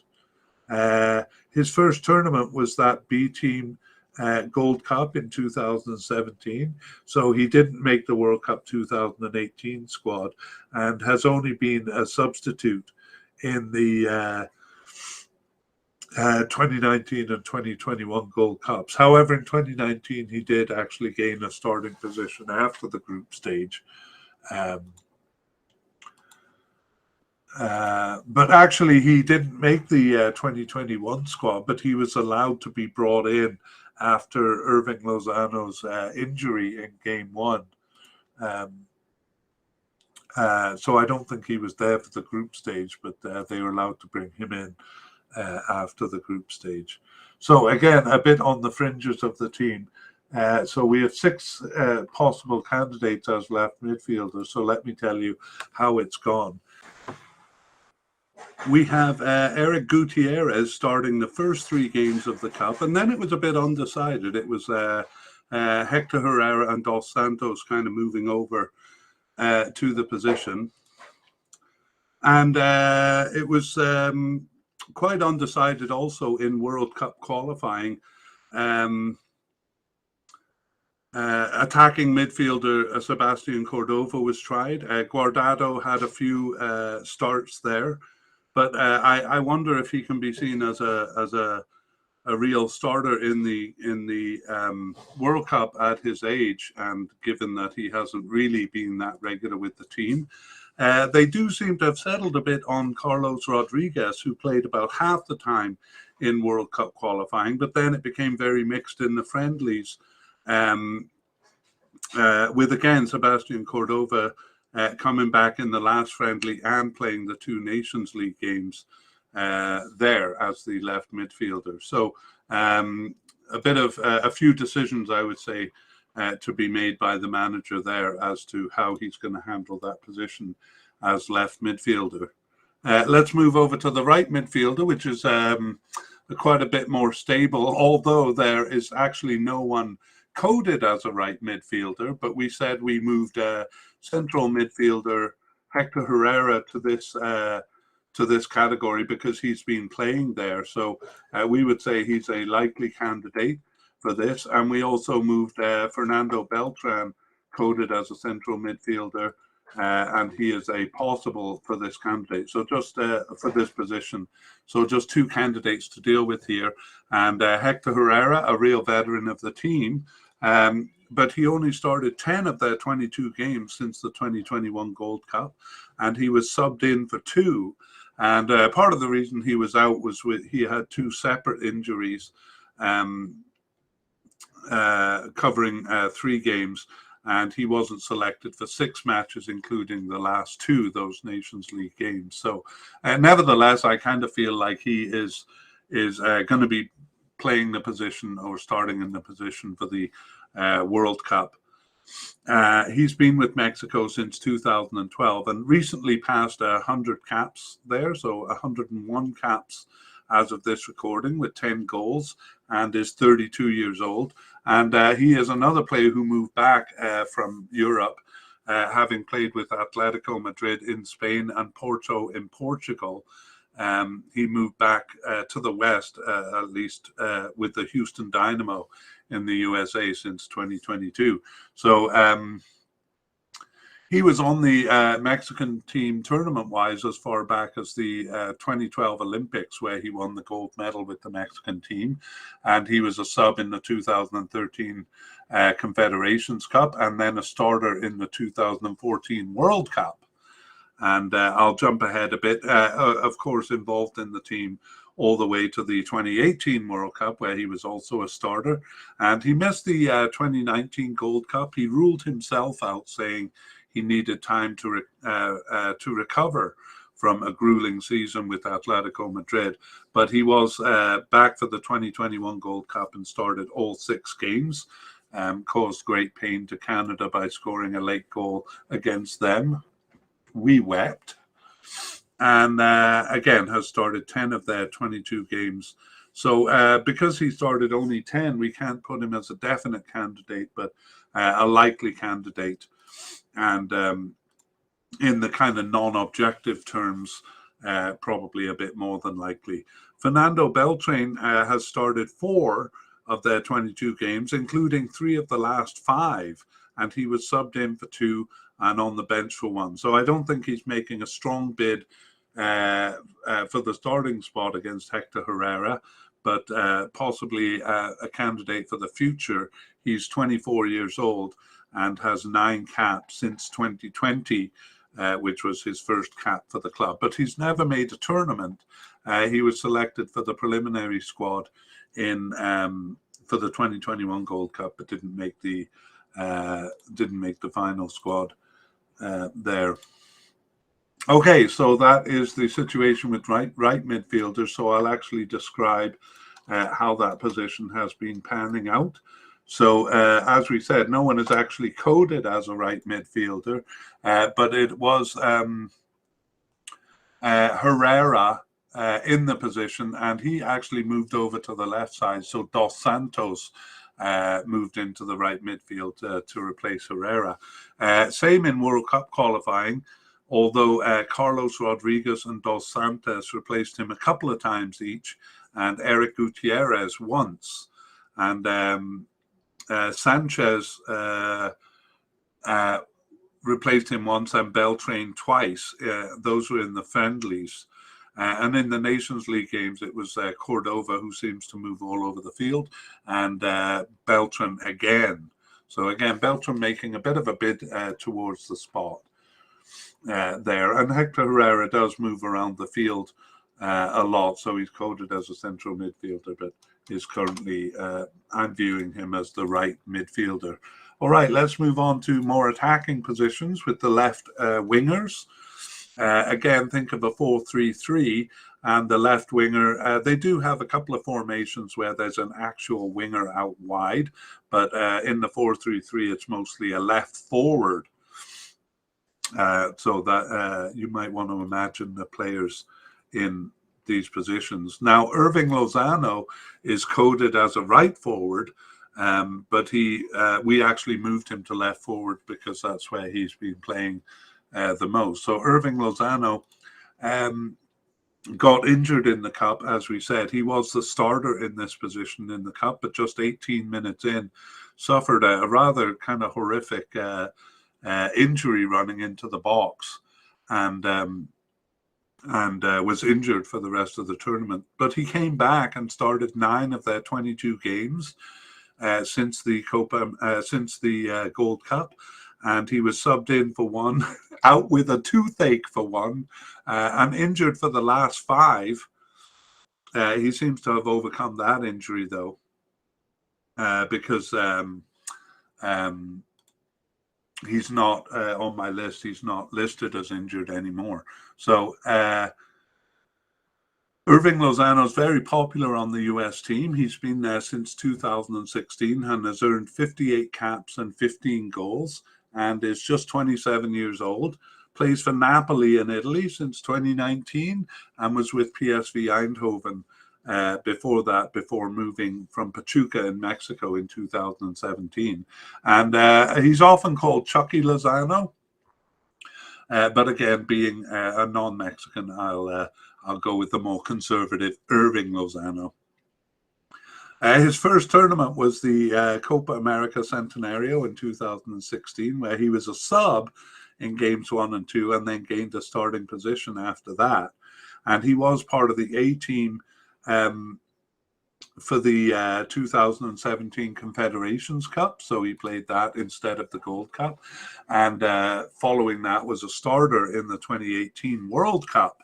However, he missed the 2019 Gold Cup due to a knee injury, and then we saw in 2021 he was a starter in the first game but was injured. So a strong candidate if he's healthy there in that left winger position. And oops, I've just realized that I forgot to list the players as I normally do. So we've just talked about Irving Lozano, who we have as a likely candidate. Again, I was a bit concerned about that injury. So I'm going to put him as likely. Alexis Vega, we also have as a likely candidate. Jesus Angulo. This is a Jesus Ricardo Angulo, different than the one we talked about before, as a possible but unlikely. And then 2 more in that category, in Jordan Carrillo and Mauro Lainez, not to be mixed up with Diego Lainez there. Okay, and we've covered Irving Lozano, so we'll move on to Alexis Vega. Alexis Vega started 7 of the 22 games since the 2021 Copa America, and he was subbed in for 4 and on the bench for 1. He's been with Mexico since 2019 and has 20 caps and 3 goals, so quite a few caps there for the 25-year-old, and he plays for Guadalajara in Mexico. And he was called up for the 2019 Gold Cup, but just was a sub there, and wasn't called up for the 2021 Gold Squad, but on the Olympic squad there. So is making his way into the team, and I would doubt that he's challenging Irving Lozano, but if Lozano is injured or unavailable, it looks like he's the kind of next candidate in line. And then the 3 possible but unlikely, Jesus Angulo started 1 of their 22 games since the Gold Cup and was on the bench for 1. But he was injured for the last 5. I believe he's not on the injury list anymore, but he is unlikely nevertheless. Been with Mexico since 2019 and has 3 caps and 1 goal, and is 25 years old and plays for Guadalajara in Mexico. But he also was not on the 2021 Gold Cup squad, but rather the Olympic squad. So with those Olympic players, it's a bit difficult to tell where they stand with the national team.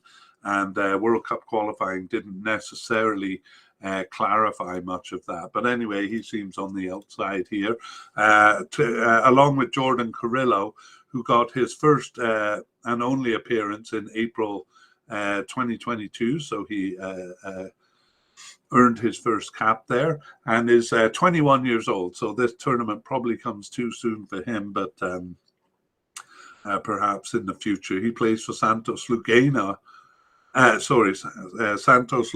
in Mexico, but is currently on loan to Sporting Gijon in Spain. So perhaps building his career nicely. Mauro Lainez, first and only appearance was a cap in December 2021, and he is amazingly 15 years old, is he? Yeah, 15 years old, and he has earned a cap for Mexico. And he plays for Juarez in Mexico since 2022. So I'd be surprised if he made the cut, but definitely someone to look out for. I'm always interested in these young players and how their careers go, but unfortunately for Mexico, a lot of them kind of drop off the radar because it's so difficult to make the team. Anyway, the situation then with left wingers is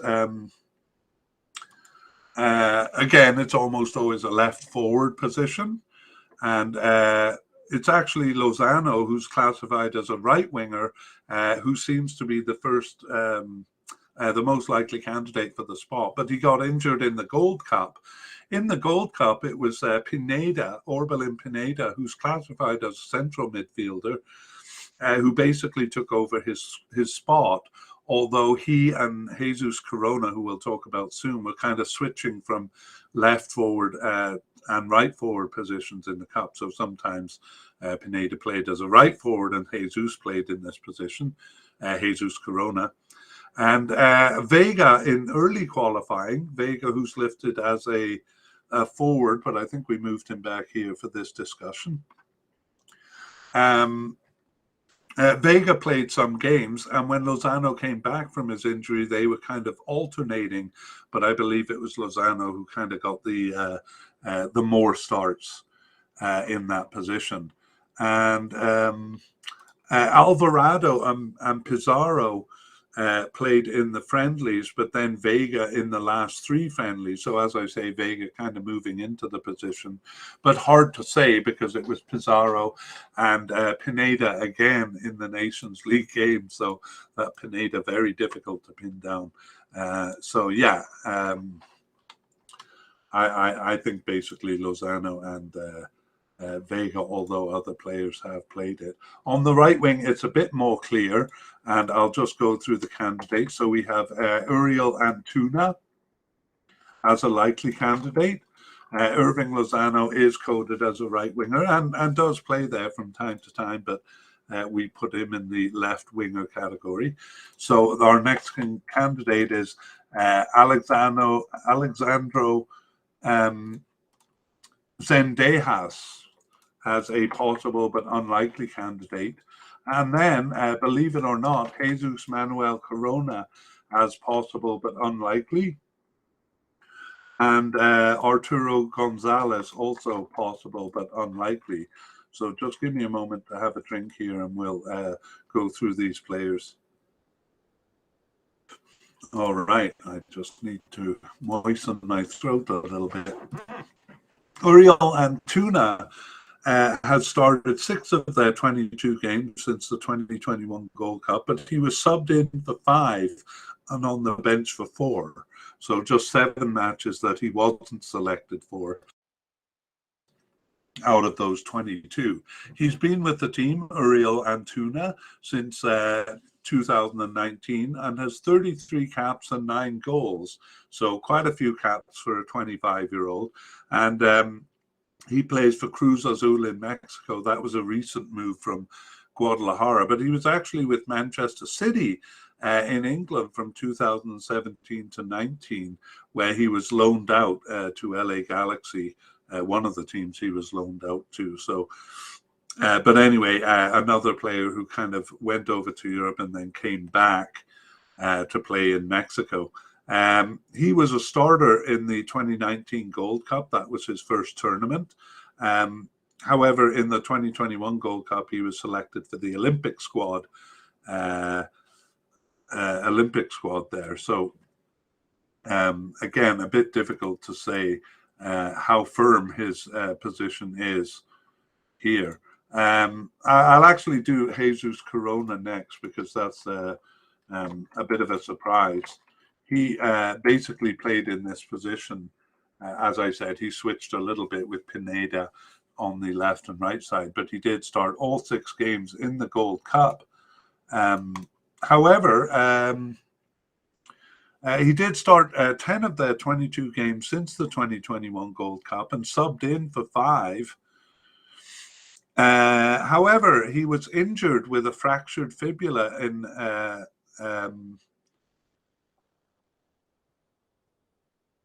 I'm just trying to figure out. Sorry, I can't figure out when he was injured, but he's not due back until January 2023. So it looks like he's out for the tournament. So I shouldn't have him as possible, but unlikely. I meant to put him in the injured category. Injured and not likely to come back. So that's a big loss for them. Jesus Manuel Corona. I should actually say that his nickname is Tecatito. I think a lot of Mexicans call him Tecatito, and that was to distinguish him from the goalkeeper, also called Jesus Corona, Jose de Jesus Corona. And it seemed like at first, at least, he went with Jesus Manuel Corona, and but I think Mexicans use Tecatito to distinguish him. Anyway, you know, I won't go into too much detail, but he's been quite consistent with the club. He's been on the national team since 2014 and has 71 caps and 10 goals. Actually, they've been upset with him for withdrawing from tournaments. So I say quite consistent, but he withdrew from the 2017 Confederations Cup and the 2019 Gold Cup. In that case, I think he said he was injured, but the manager was furious, so I think maybe they didn't really believe him. But a very good player.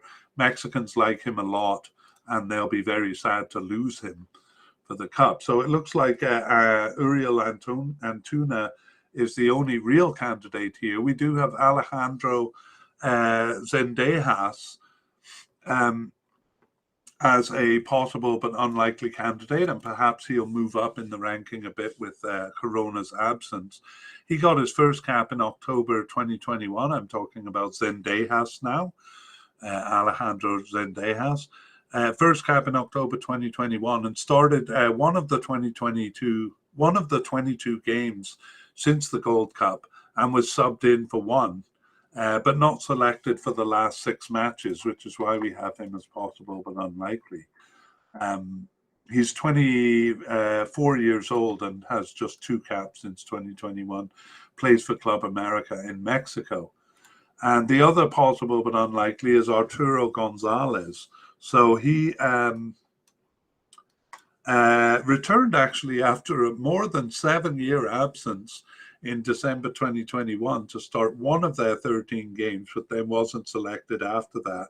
So he actually got his first cap in 2014, but only has 3 caps for the national team, and is 28 years old, so there's a bit of time, perhaps. But he plays for Monterrey in Mexico, and has done since 2016. But again, that absence means he hasn't played in any tournaments. The closest he's come is the 2015 Copa America, where he was on the preliminary squad, but didn't make the final cut there. So that is it for right wingers. So we'll finish by describing the situation.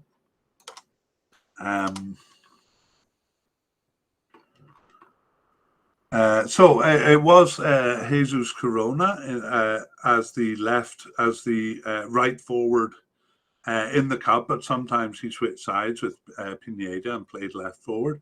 It was almost always Jesus Corona in World Cup qualifying, though Antuna did get in a couple of times towards the end there in the second half of that campaign. And in the friendlies, Alvarado, who's listed as a forward, played the position once, and Irving Lozano moved over twice.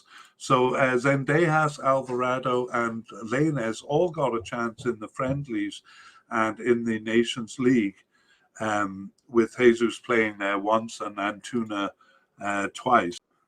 Let's move on to the forward position, and we include attacking midfielders among the forwards. So For attacking midfielders, we have a player we've talked about a little bit already, Sebastian Cordova, who kind of appears in various positions. And that could be because they don't really, in the 4-3-3, there's no attacking midfielder position there. The next one, Sebastian Cordova is a possible candidate, as is Marcelo Flores. And we also have Efrain Alvarez as a possible but unlikely player. So those three, and we'll go with those three. Sebastian Cordova started 5 of their 22 games since the 2021 Gold Cup and was subbed in for 2 and on the bench for 5. So played about half of those 22 games. And he's been with Mexico since 2019 and has 14 caps and 3 goals, is 25 years old. And he plays for Tigres in Mexico. That's a recent move from Club America in where he was for 5 years before that. He hasn't been selected for any squad, so maybe didn't join the team. Yeah, he got his first cap in October 2019. That was after the Gold Cup that year, and he was selected for the Olympic squad rather than the Gold Cup 2021 squad. So Sebastian Cordova, a possible candidate. Marcelo Flores got his first cap in December 2021 and didn't start any games, but was subbed in for 3 and on the bench for 2. And so he has 3 caps and is young at just 19 years old, but is with Arsenal in England. However, he's been loaned to Real Oviedo in Spain since 2022 this year. So has been actually with Arsenal since 2019, but I imagine that's with their youth club, I should say. And he was actually born in Canada and moved over from Canada to youth clubs in England and from there.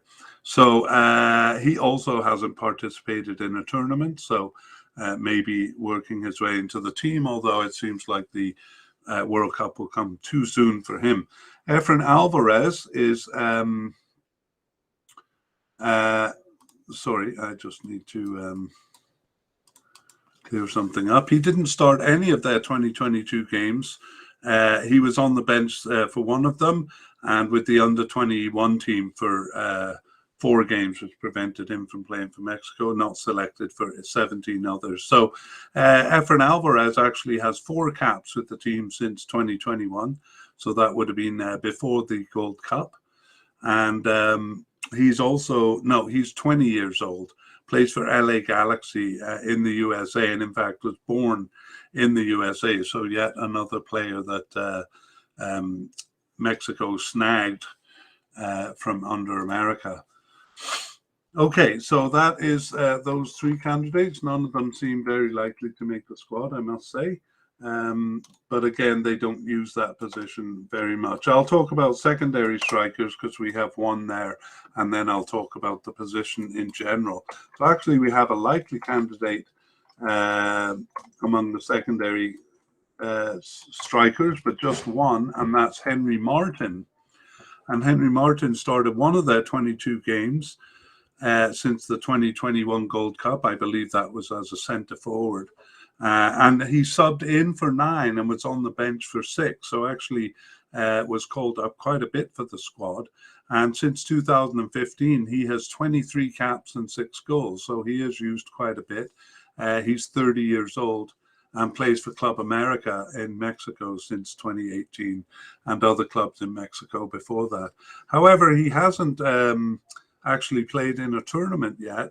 He was around, as I say, since 2015, but not selected even for a preliminary squad until the 2021 World Cup, where he was selected for the preliminary squad, but instead used as one of their 3 overage players for the Olympic squad.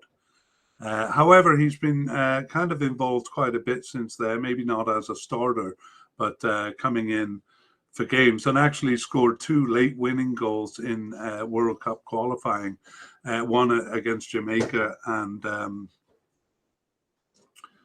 I don't know who the other one was against, but that Jamaica win was his goal was at 89. Anyway, Henry Martin seemingly making inroads into the squad, but again, probably being a secondary striker doesn't suit the 4-3-3 system well. So usually it's more defensive midfielders behind that front line of three rather than a secondary striker or an attacking midfielder. And it was Cordova who did play that attacking midfielder role the one time that they used it. But they found other places, as I said. I think his start was as a centre forward. So a likely candidate in Henry Martin, but probably not a starter. Let's move on to forwards. And in the forward line, we have Rogelio Funes Mori as a definite. As a likely candidate. And we have Raul Jimenez also as a likely candidate. And Santiago Jimenez, spelled differently with a G as opposed to Raul Jimenez, which is spelled with a J. Santi Jimenez. And we did have Alex Vega. He's actually listed as a forward, but we dealt with him under left winger. So a likely candidate, our next likely candidate is Roberto Alvarado, possible. And we've mentioned Eduardo Aguirre a couple of times. He's actually listed as a forward, but we rank him as possible but unlikely. And then Alan Pulido seems to be off the squad. So we'll go back to the beginning. We're starting with Rogelio Funes Mori because he started all 6 games of the 2021 Gold Cup. However, he's only started 6 of their 22 games since the Copa America and was subbed in for 2 and on the bench for 2. But he's been struggling with injuries. He was out with 3 separate injuries covering 9 games, and that includes the last 7 games. But he is expected back in late September, so I'm not going to put him on the injury list, and it'll be interesting to see what kind of a bid he makes for a starting position anyway, but we think he's likely to at least make the team. So he's been with the team since 2021 and has 15 caps and 5 goals in that time, but he's 30 years old. And the reason he was late to join Mexico was that he actually was eligible for Argentina and did actually play a game for them in 2012. His brother actually plays for the Argentina national team. That's Jose Ramiro Funes Mori. But I don't think he's made big inroads into the Argentina national team. And I think they were also both eligible to play for America too. So once again, Mexico getting the upper hand there. And Rogelio Funes Mori, sorry about that. Well, I pretty much said what I needed to say because the Gold Cup 2021 was his first tournament, and he started all games. And the reason he started all games was because Raul Jimenez, the normal starter, was injured for the Gold Cup. So he suffered a very ugly incident in December 2020 where he went up for a header against Brazil's Luis. The name is escaping me for some reason, although he's a famous player. Anyway, he fractured his skull in the game and then was out for a long time, I think about 9 months after that. So Raul Jimenez has since recovered and come back. I don't know if he's fully recovered his form. That's up for debate, but he did start 10 of their 22 games since the 2021 Gold Cup and subbed in for 1 and not selected for 11 others, including the last 2 matches. But it seems like a lot of the starters didn't play those Nations League games. Raul Jimenez has 97 caps and 29 goals since 2013, and he's currently 31 years old. He plays for Wolverhampton. David Luiz That's who it was. David Luiz, the Brazilian defender who he went up for a header with for his accident. Anyway, that accident was with Wolverhampton, who he's been with since 2019. And he was with Benfica in Portugal before that, and Atletico Madrid in Spain in 2014 and 15 before moving over from Club America, where he actually was with for his whole youth career from 7 years old. And he was a sub in the 2013 Confederations Cup, but also played in the Gold Cup in 2013, where he was a starter. And he was kind of playing behind Javier Chicharito for a lot of his career. So just a sub in the 2014 World Cup and in Gold Cups following that. But it was in 2019 that he became the starter and won the Golden Ball Award actually in that tournament.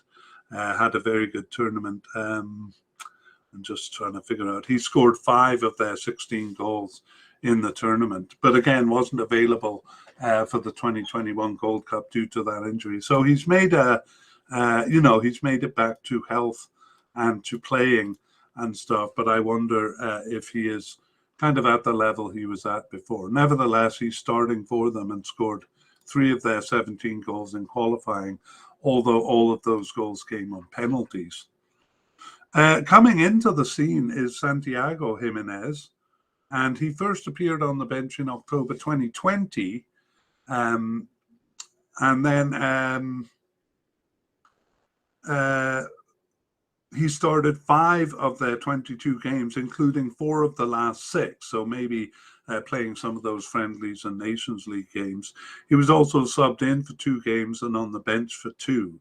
So we'll see if he makes inroads into the squad. So since 2021, he has 7 caps and 2 goals and is just 21 years old. So plays for Feyenoord in the Netherlands. And was with Cruz Azul in Mexico before that, including their youth system. So Santiago Jimenez, possibly a player to watch out for, especially if Rogelio Funes Mores does end up being injured for the Cup. Roberto Alvarado is a possible candidate. He started 4 of their 22 games since the Gold Cup and subbed in for 4 and was on the bench for 2. And he has 30 caps and 4 goals since his start in 2018 with Mexico, and is also young at 24 years old. He plays for Guadalajara in Mexico and has always played with teams in Mexico, Cruz Azul and Pachuca amongst the teams he's played for. And his first tournament was in the 2019 Gold Cup, where he started 4 of their 6 games and subbed into the other 2. And he was not selected for the 2021 Gold Cup.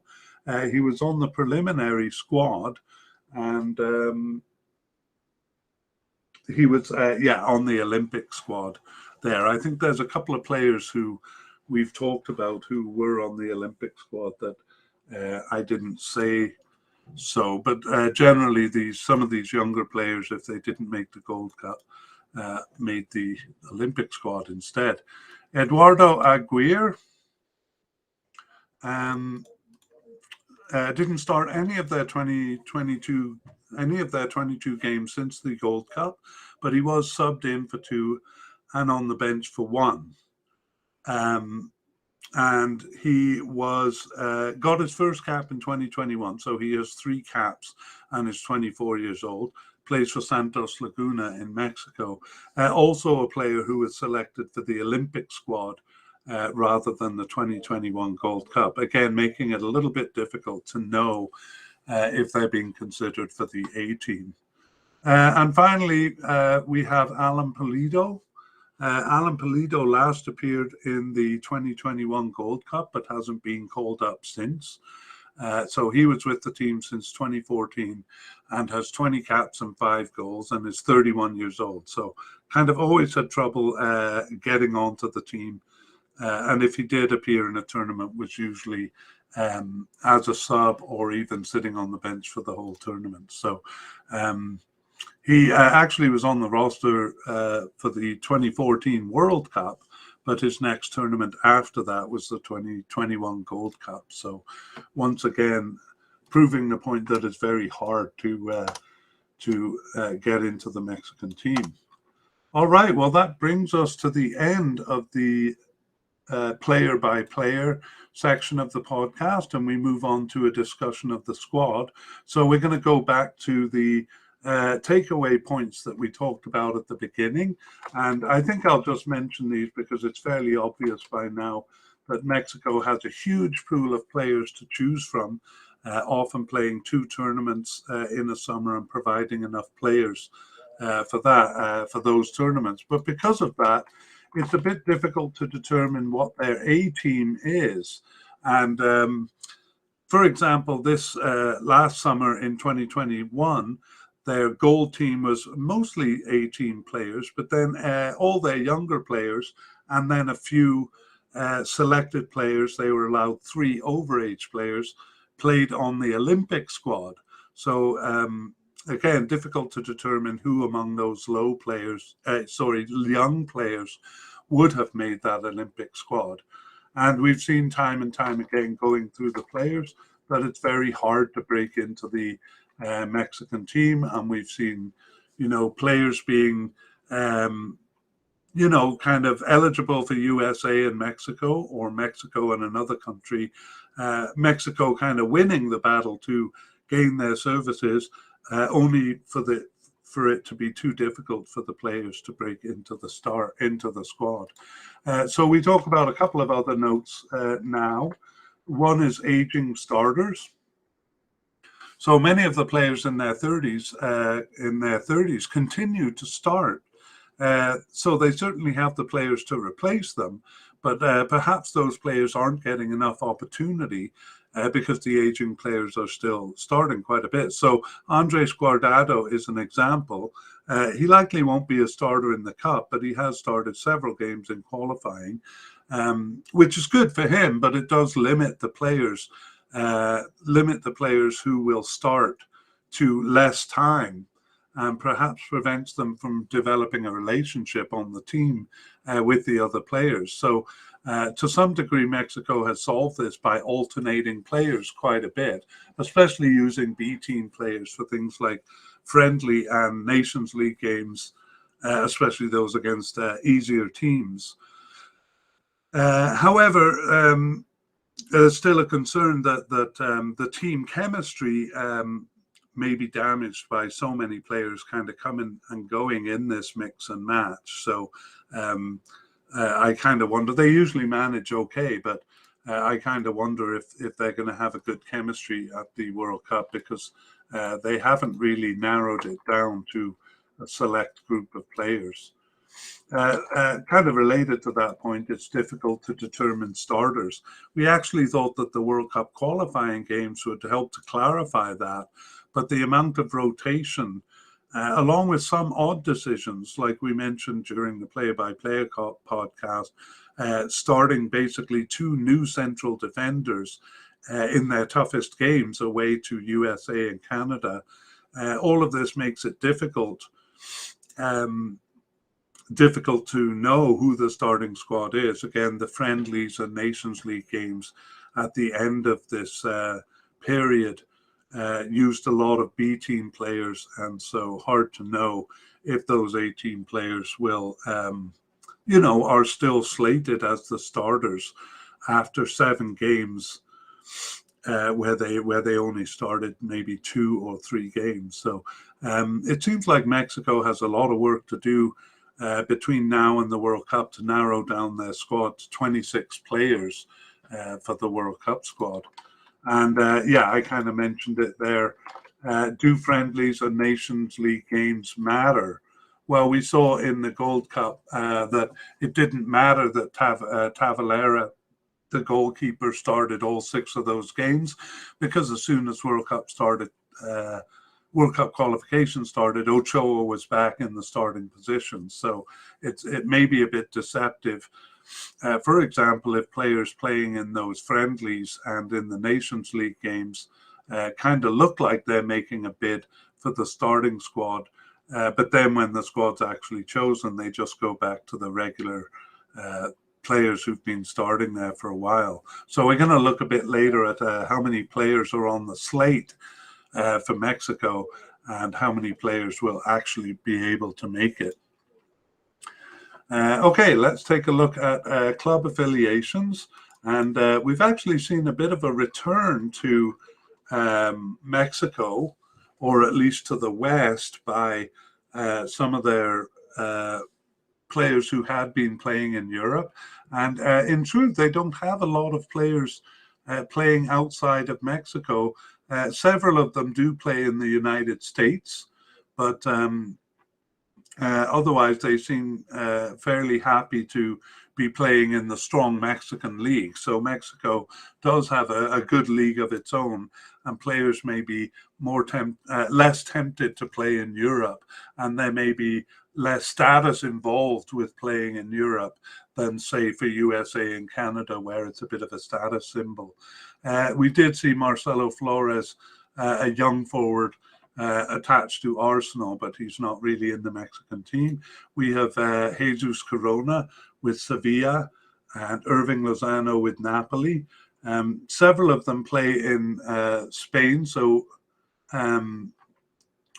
generally, though, with slightly smaller clubs like Real Betis and Celta Vigo. And then I wonder if there's some arrangement between the Netherlands and Mexico, because they've always had a few players with Netherlands. Right now it's Edson Alvarez with Ajax and Eric Gutierrez with PSV Eindhoven. But we saw a lot of the players, even those who have returned back to Mexico, did play for teams in the Netherlands. Yeah, and most of the others, apart from a handful playing in America, so David Ochoa, the young goalkeeper, Julian Araujo, and Hector Herrera, one of their biggest players, all playing in America. Hector Herrera with Houston Dynamo. And but I would say more than half of the squad are playing in Mexico. So that's it for club affiliations. We're going to move on to agent experience. And I had the graphic a little bit wrong there, so I'll just fix that up. Right, so the first thing we looked at, I'm kind of working on this little stats thing I'm doing by myself. And I'm kind of looking at the total number of players under consideration. Total number of players on the slate. So I'm basically looking at players who have been called up since 2020. And it's not dead accurate, but it gives a good impression. We have for Mexico 67 players who have been called up since 2020. And mostly, I think this reveals its information when we compare it to other teams. So that is the most of any team. Surprisingly, Ecuador is the next closest team. But the average is 51 players. So basically, Mexico has 16 more players to consider than other teams. And of course, we saw some of them have been off the team that might come back. So it actually might be more than 67 players. Next thing we look at is kind of candidates under consideration. So these would be players that we've labeled as definite, likely, or possible. And for Mexico, that's 43 players.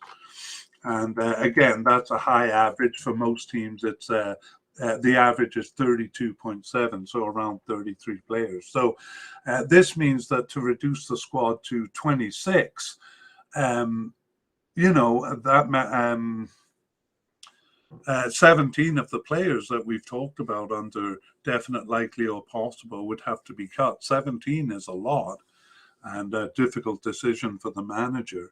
So some teams are as low as 31 or 32. So Canada, for example, and Qatar both have pretty much decided on their teams, and the manager just has a few small decisions to make. But as I said, for Mexico, a lot of decisions still to be made in reducing the squad to 26 players. The third one is the total number of players in the definite and likely categories. And I'm finding that that indicates one of two things. So if it's a low number, and Mexico is, their number is 20 players in this category, and the average is 21. So one thing it could indicate is that it's a very stable squad. So teams like Senegal and Qatar that basically are using the same group of players and not really introducing a lot of new players to consider. So those are the players who are going to be going to the Cup. But the other one is teams like USA and Mexico are also low in this category, but in their case, it kind of means that they haven't decided on a lot of players. So if they have a lot of players kind of on the slate, USA has 69 and Mexico has 67.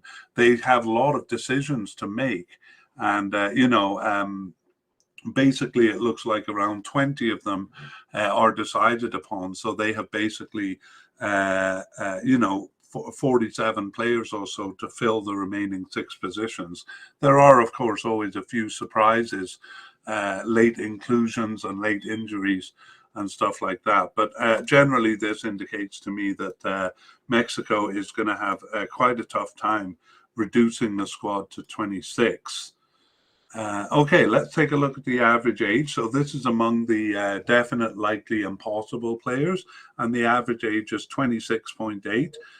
That's a bit higher than average. It's usually 25 to 27, and the total average is 26.2. So they're a bit higher than that, and it stands to reason because they have a couple of players who are particularly old as far as soccer play goes.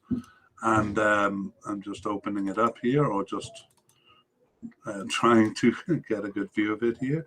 So they have their goalkeepers, particularly Alfredo Talavera is 40, and Guillermo Ochoa 37, and Rodolfo Cota 35. So right there we have them kind of raising the average. But in all, we have 11 players who are above 30 years old for Mexico.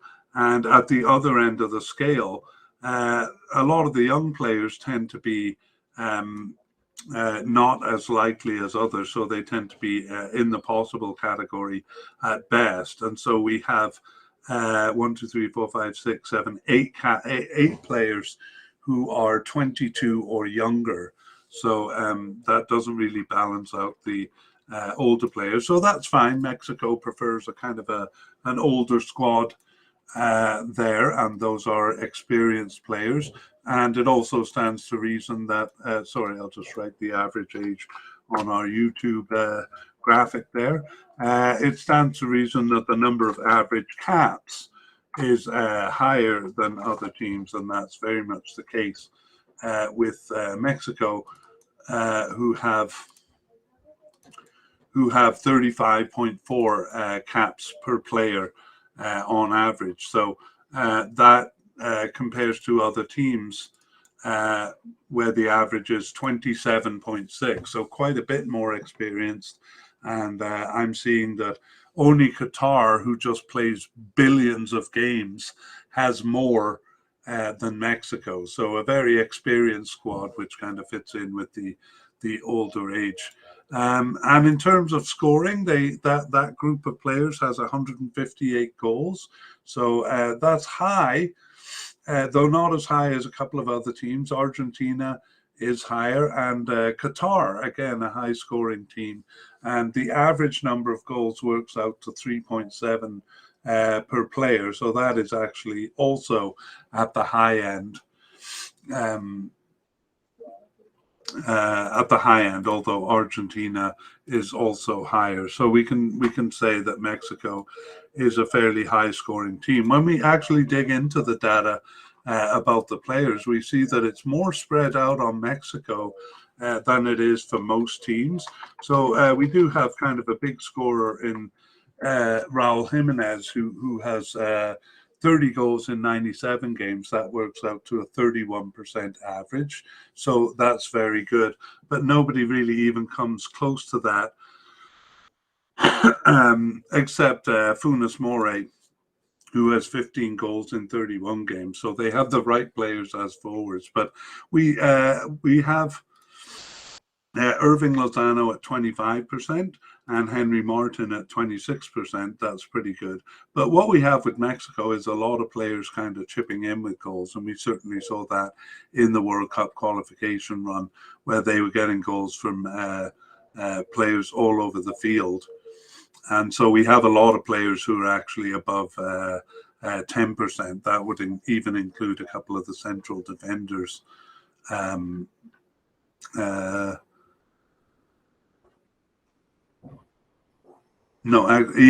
Central defenders, sorry.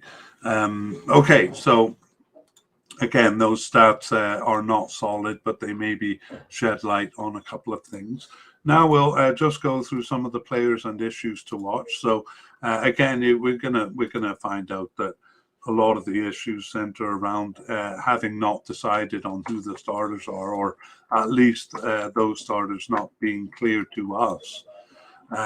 For example, the starting keeper probably is going to be Guillermo Ochoa, but he didn't play any of the last 6 games, and he wasn't selected for the Gold Cup either. But he did play most of the World Cup qualifying games, so it's likely here. But they're also kind of bringing in a bit of youth into the team. Now, that'll probably be considered more after the World Cup, but it's not for sure that Ochoa will be the starter, because there are other candidates who are possible.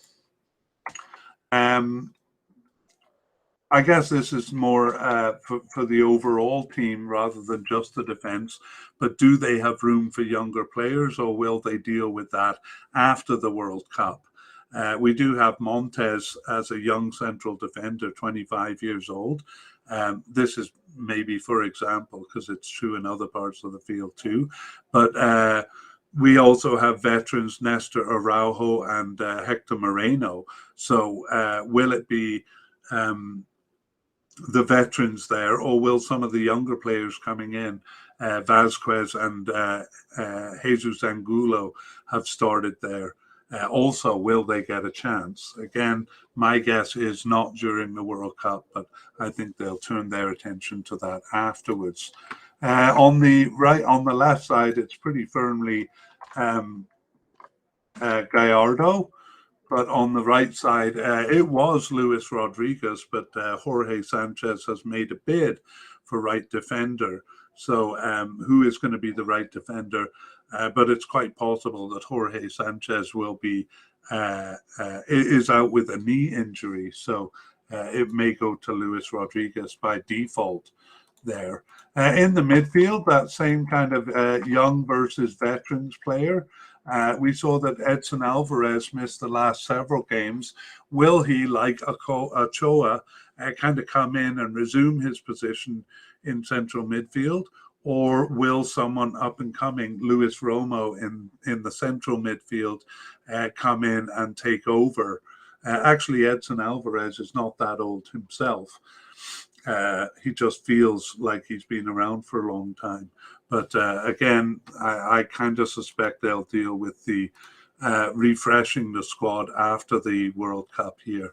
And on that note, Andres Guardado probably the most extreme example of that. The 36-year-old, kind of in and out of the squad over the last 2 years, but he has started a surprising number of games. And so, will they go with someone like him, or will they introduce someone who they've been kind of trying out for the last little while? Left midfielder is probably the least settled position on the squad. So we've actually seen like central midfielders like Herrera and Dos Santos, and I believe the forward Cardoza is that who it is? Sebastian Cardoza, I think, Cordova, come back and fill that position. It doesn't seem like it's very settled, although Carlos Alberto Rodriguez seemed to be the most steady candidate as the World Cup qualifying went on. But probably the most up for grabs that. In the attack, in the 4-3-3, the midfielder will tend to play as a forward, or the winger will play as a forward. And on the left side, we have Irving Lozano or Vega. Now, I think it probably would be Irving Lozano, except he seems to be struggling a lot with injury over the last year or so. And if that's the case, Vega might actually find himself getting more starts. On the right side, not dissimilarly, it looks like Jesus Corona is out, so he probably would be the starter, Corona. However, it looks like he's injured until after the World Cup, so the position will probably fall to Antuna on the right attacking midfielder or the right forward. And then we got to wonder about the centre forward. Raul Jimenez is the man, but I kind of myself feel like he hasn't returned to the form he was in before his head injury. And who can blame him? I admire him completely for. Can you imagine having fractured your skull, the kind of fear you would have in going up for a heading challenge? And so I think that psychological element would be more difficult to overcome even than the physical element of it. And my feeling is he hasn't returned to his best form. And Funes Mori's made a good bid during the Cup, but he has struggled with injury himself. And, it may end up to Santiago Jimenez making inroads into the forward squad going forward. Maybe the World Cup will be too soon, but depending on the performance and status of Funes Mori and Jimenez, things may fall to Santiago Jimenez, the younger player. Okay, let's look at some of the new players coming in. Well, there aren't actually that many considering, and so we're going to limit ourselves here to the players we consider likely or definite, because we have a lot of possible candidates who could fit the bill. I might mention some of the more possible. I might mention some of the more promising possible candidates. But Carlos Acevedo looks like he might be moving in on one of the goalkeeper spots, but we have one definite and three likely there. One of them's got to get cut. And I won't go through everything we did in the player-by-player podcast. We'll just kind of mention the names. I want to mention Johan Vasquez because he seemed to be making a couple of inroads into the central defense there. And with Hector Moreno, I would still say he's a strong candidate for the squad, but he is aging out and actually playing more like a semi-retired player, just coming in for some of the starts. That may give room for Vasquez to get in. Jorge Sanchez is actually new. He's never played in a tournament. And he was really making inroads as a right defender until he got injured. And so now his injury leaves things kind of up in doubt. I'll just check. I believe that was an unknown return date for him, which is not promising. That suggests kind of a longer term injury. I think he could make a bid for starter if he's healthy.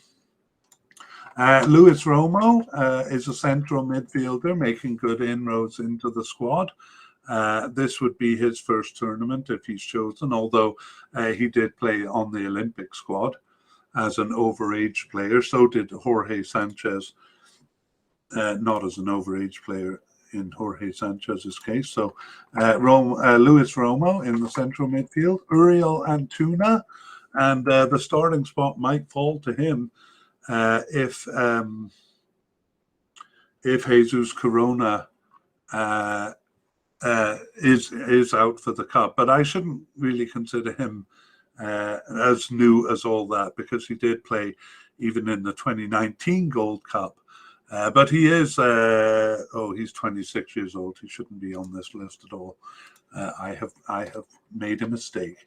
The last one is Rogelio Funes Mores.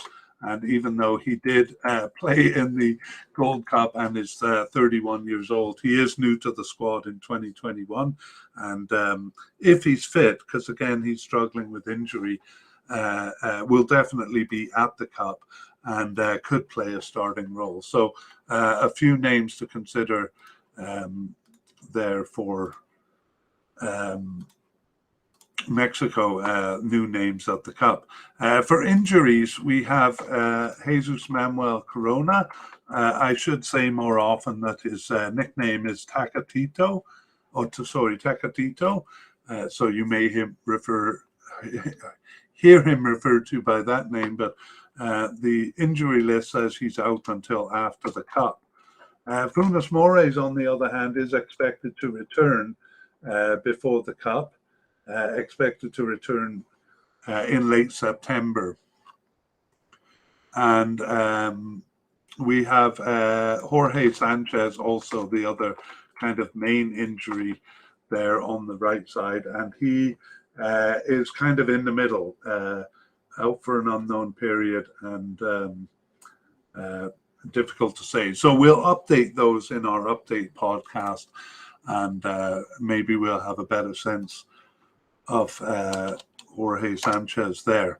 Okay, finally, we look at notable absences. So Carlos Salcido played in the 2021 Gold Cup and was kind of entrenched in the team for the few tournaments before that, but then suddenly not selected after the 2021 Gold Cup. And we saw that he had been kind of unpopular amongst the fans, even during the Gold Cup. So a central defender there who is not really in the picture anymore. Jonathan Dos Santos has not appeared for any of the last 12 matches. So there is a chance that he'll come back into the midfield. He's 32 years old, but there are plenty of players around that age. And no real idea why he has kind of disappeared from the squad, but we have to think that he's not a consideration right now for the squad. But I may be dead wrong there. Miguel Leon has kind of been drifting off the squad for the last little while, but he has been considered, even was on the preliminary squad for the 2021 Gold Cup. But actually, the last tournament he started in was the 2018 World Cup. So not completely out of the picture or out of the question now, and he's 34 years old, but really hasn't appeared since October 2020. And I'm kind of doing this for maybe players who follow the team from World Cup to World Cup. So Rafael Marquez, one of the few players, I believe, to play in 5 World Cups. But not going to make it to his 6th. He retired after the 2018 World Cup and was even quite old at that time. So a big name, but has been off the team for a while, in truth. Same with Javier Hernandez. Those who follow closely the Mexican team will say, what are you talking about? He's been gone from the team for ages. And he kind of has. He ruled himself out of the Gold Cup in 2019 because he was expecting a baby, and hasn't appeared for the squad after that. He's only 34 years old, so it's not out of the question. But I think if he was going to come back onto the squad, he would have during World Cup qualifying. Carlos Vela, again, has kind of been off the team for a while. In fact, his last tournament was the 2018 World Cup. And, but he was talked about after that. He was talked about for the 2019 World Cup. He seems to have some friction with the Football Association or with the way Mexican players are treated, I do believe, and has kind of been arguing about that. But he had a very good season with Los Angeles FC. in the build-up to the 2019 Gold Cup. So a lot of Mexican fans are hoping he would make it. Anyway, I haven't heard his name bandied about since then, so kind of off the team. Central defender Hugo Ayala last played in the 2018 World Cup, and Giovanni Dos Santos, brother of Jonathan, also last played in the 2018 World Cup. So they've been off the team for a while, so really are quite out of the picture, a lot of those players, but maybe a bit of room for especially Dos Santos, Jonathan Dos Santos, and Miguel León and Carlos Salcido could make a bit of a comeback. Okay, we're going to start with predicted starters then, and I will just copy the list from the player-by-player section of the podcast and copy it in to look at here, and then I'm going to highlight the names in green for people that we think are going to start, and then in blue I've come to use blue for two things. These are for the YouTube watchers here.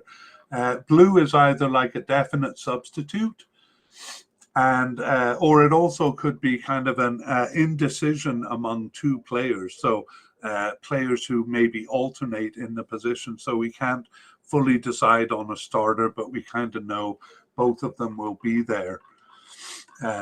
Okay, and then the category is definite, likely, possible but unlikely, and seems to be off the squad. Those are only for players we expect to make the squad. It's not a comment on whether they'll be starters or not, although naturally the ones who are definite or likely, it's more likely that they'll be starters. But there is the odd case of a player who is always selected but always comes in as a substitute, that happens. Okay, well, a definite candidate, I'm going to be bold enough to say Guillermo Ochoa will be the starter, but we do have three likely candidates in Talavera, Cota, and Acevedo. And of course, they can only bring two of those. I'm going to give a slight nod towards Acevedo. I think he's actually going to replace one of the two others. And most likely, my guess, this is just my guess, would be Alfredo Talavera, because he's 40 years old. And they need to start developing their youth a little bit there. But Talavera did play all games in the Gold Cup, so was obviously second string keeper there, so I may be dead wrong. I'm not going to say any of them as definite substitutes, because I think all of them are possible. Among central defenders, we have Nestor Araujo, Cesar Montes, who's a bit younger, and Hector Moreno, who's a bit older. And so I'm going to put all three of them in blue because I think they'll rotate. And I have them as all as likely candidates here because they all have missed a number of games. So it doesn't, none of them kind of jumps out as a starting central defender, but I do think it'll be a bit of a rotation among the three of them. And among the possible candidates, this blue, maybe I should develop a different color. But the blue for Johan Vasquez means I really think he will be a substitute at the Cup. But I think they have a bit of a difficult choice because they usually bring 5 or 6 centre backs. I think they'll have a bit of a difficult choice deciding on the last one. Could it be that they will bring Carlos Salcedo out of the cold, or one of the younger players who are available to them? For left back, I would say Jesus Gallardo is definitely the starter, one of the most firm positions on the squad. Although I do think that they will bring a backup. Half a year ago, I would have said that would be Osvaldo Rodriguez because he started in the 2021 Gold Cup, but he's drifted off the team. So now I'm not really sure, and it could be probably between Jesus Angulo and Gerardo Arteaga, but there's always room for a surprise. There's always a couple of players that are in good form just before the Cup starts that surprisingly make the squad. Perhaps we can identify those trends in our update podcast. So for right back, we have Jorge Sanchez, who I would almost colour as a starter, except that he's injured and is an unknown return date. So to me, now this is a bit speculative, but to me that unknown return date suggests that it's not going to be in time for the Cup. So I'm going to be bold and pick Luis Rodriguez as the starter, because if Sanchez is not available, I really do think it would be Luis Rodriguez. And for a backup position, I think Kevin Alvarez and Julio Dominguez have an equal chance. But if Sanchez is on the road to recovery, he could also come in as the backup, and they kind of hope that he gains the fitness he needs during the tournament. An outside chance of Miguel Layún coming back there, but I would put that at about 10%. Among defensive midfielders, I kind of think Edson Alvarez is gonna come back and be the starter, because Mexico kind of does that. So a bit like Ochoa resuming his starting position during the World Cup. Edson Alvarez has been very steady as the central defender. Orbelin Pineda is central midfielder. Orbelin Pineda is listed as a central midfielder, but it's a pretty elusive character because he often plays in an attacking role. So he was, I've seen him, I kind of think of him more as a left attacking midfielder more than a central midfielder, but he has played in the central midfield. We consider Pineda likely to make the squad, but in terms of the central midfielder position, I would put Luis Romo ahead of him. And so I'm going to put Luis Romo as a substitute. And there's an outside chance that Luis Romo will be the starter. For left midfielder, an interesting possibility of Andre Guardado, the 36-year-old, one of the most highly capped players in the world, playing in a last World Cup for himself. But I'm a bit doubtful that'll happen. And I would think Carlos Alberto Rodriguez is more likely. But honestly, various players have come across to play the positions. So this one is really kind of up in the air for me, and I'm not willing. I mean, it could be Carlos Alberto Rodriguez as the starter. I'm not willing to kind of highlight any names here because I'm really not sure. Diego Lainez also seemed to be making inroads back into the squad. So there's a lot of possibility there. Okay, Hector Herrera, I do think he'll be a starter, probably on the right midfield. He's a central midfielder, but we kind of redesignated him as a right midfielder because that's where he's been playing. He may not necessarily play on the right midfield. He may play on the left to fill the gap over there, but I think he'll definitely be on the field. For left wingers, Mexicans really like Irving Lozano.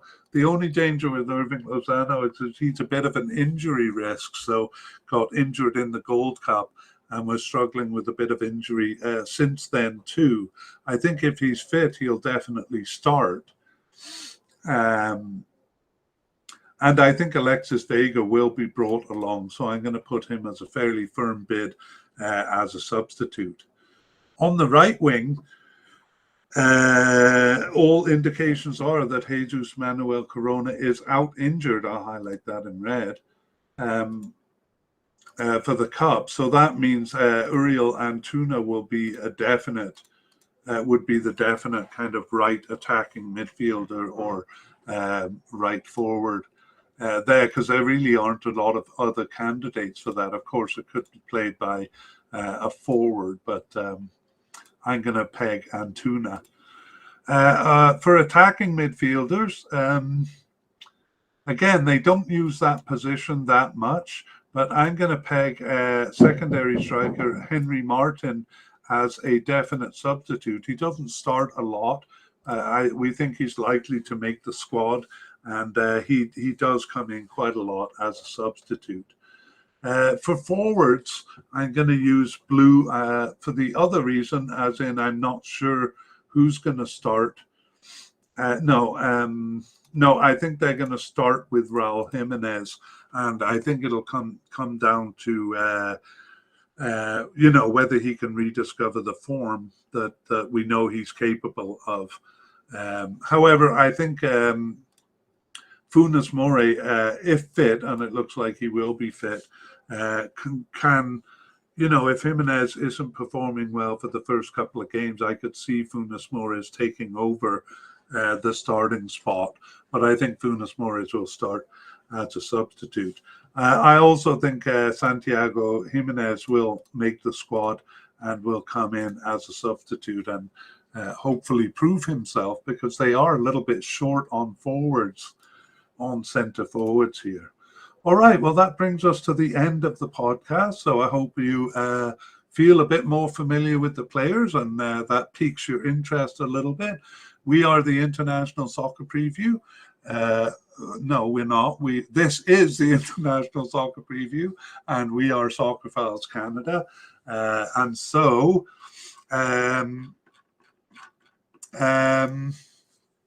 we will be doing an update on this podcast probably in early to mid-November, including some of the information that comes out. They have a few games between then and now, and we can update injuries and things like that. And that's probably going to be, as I said, early to mid-November. So keep an eye out us. We have a lot of podcasts now at our website at soccerphiles.captivate.fm, or you can check the show notes. Is an easy way to do it, because our show notes have been improving. So that's Soccerphiles with a PH in the middle and an S at the end. And I hope to see you next time. Bye-bye.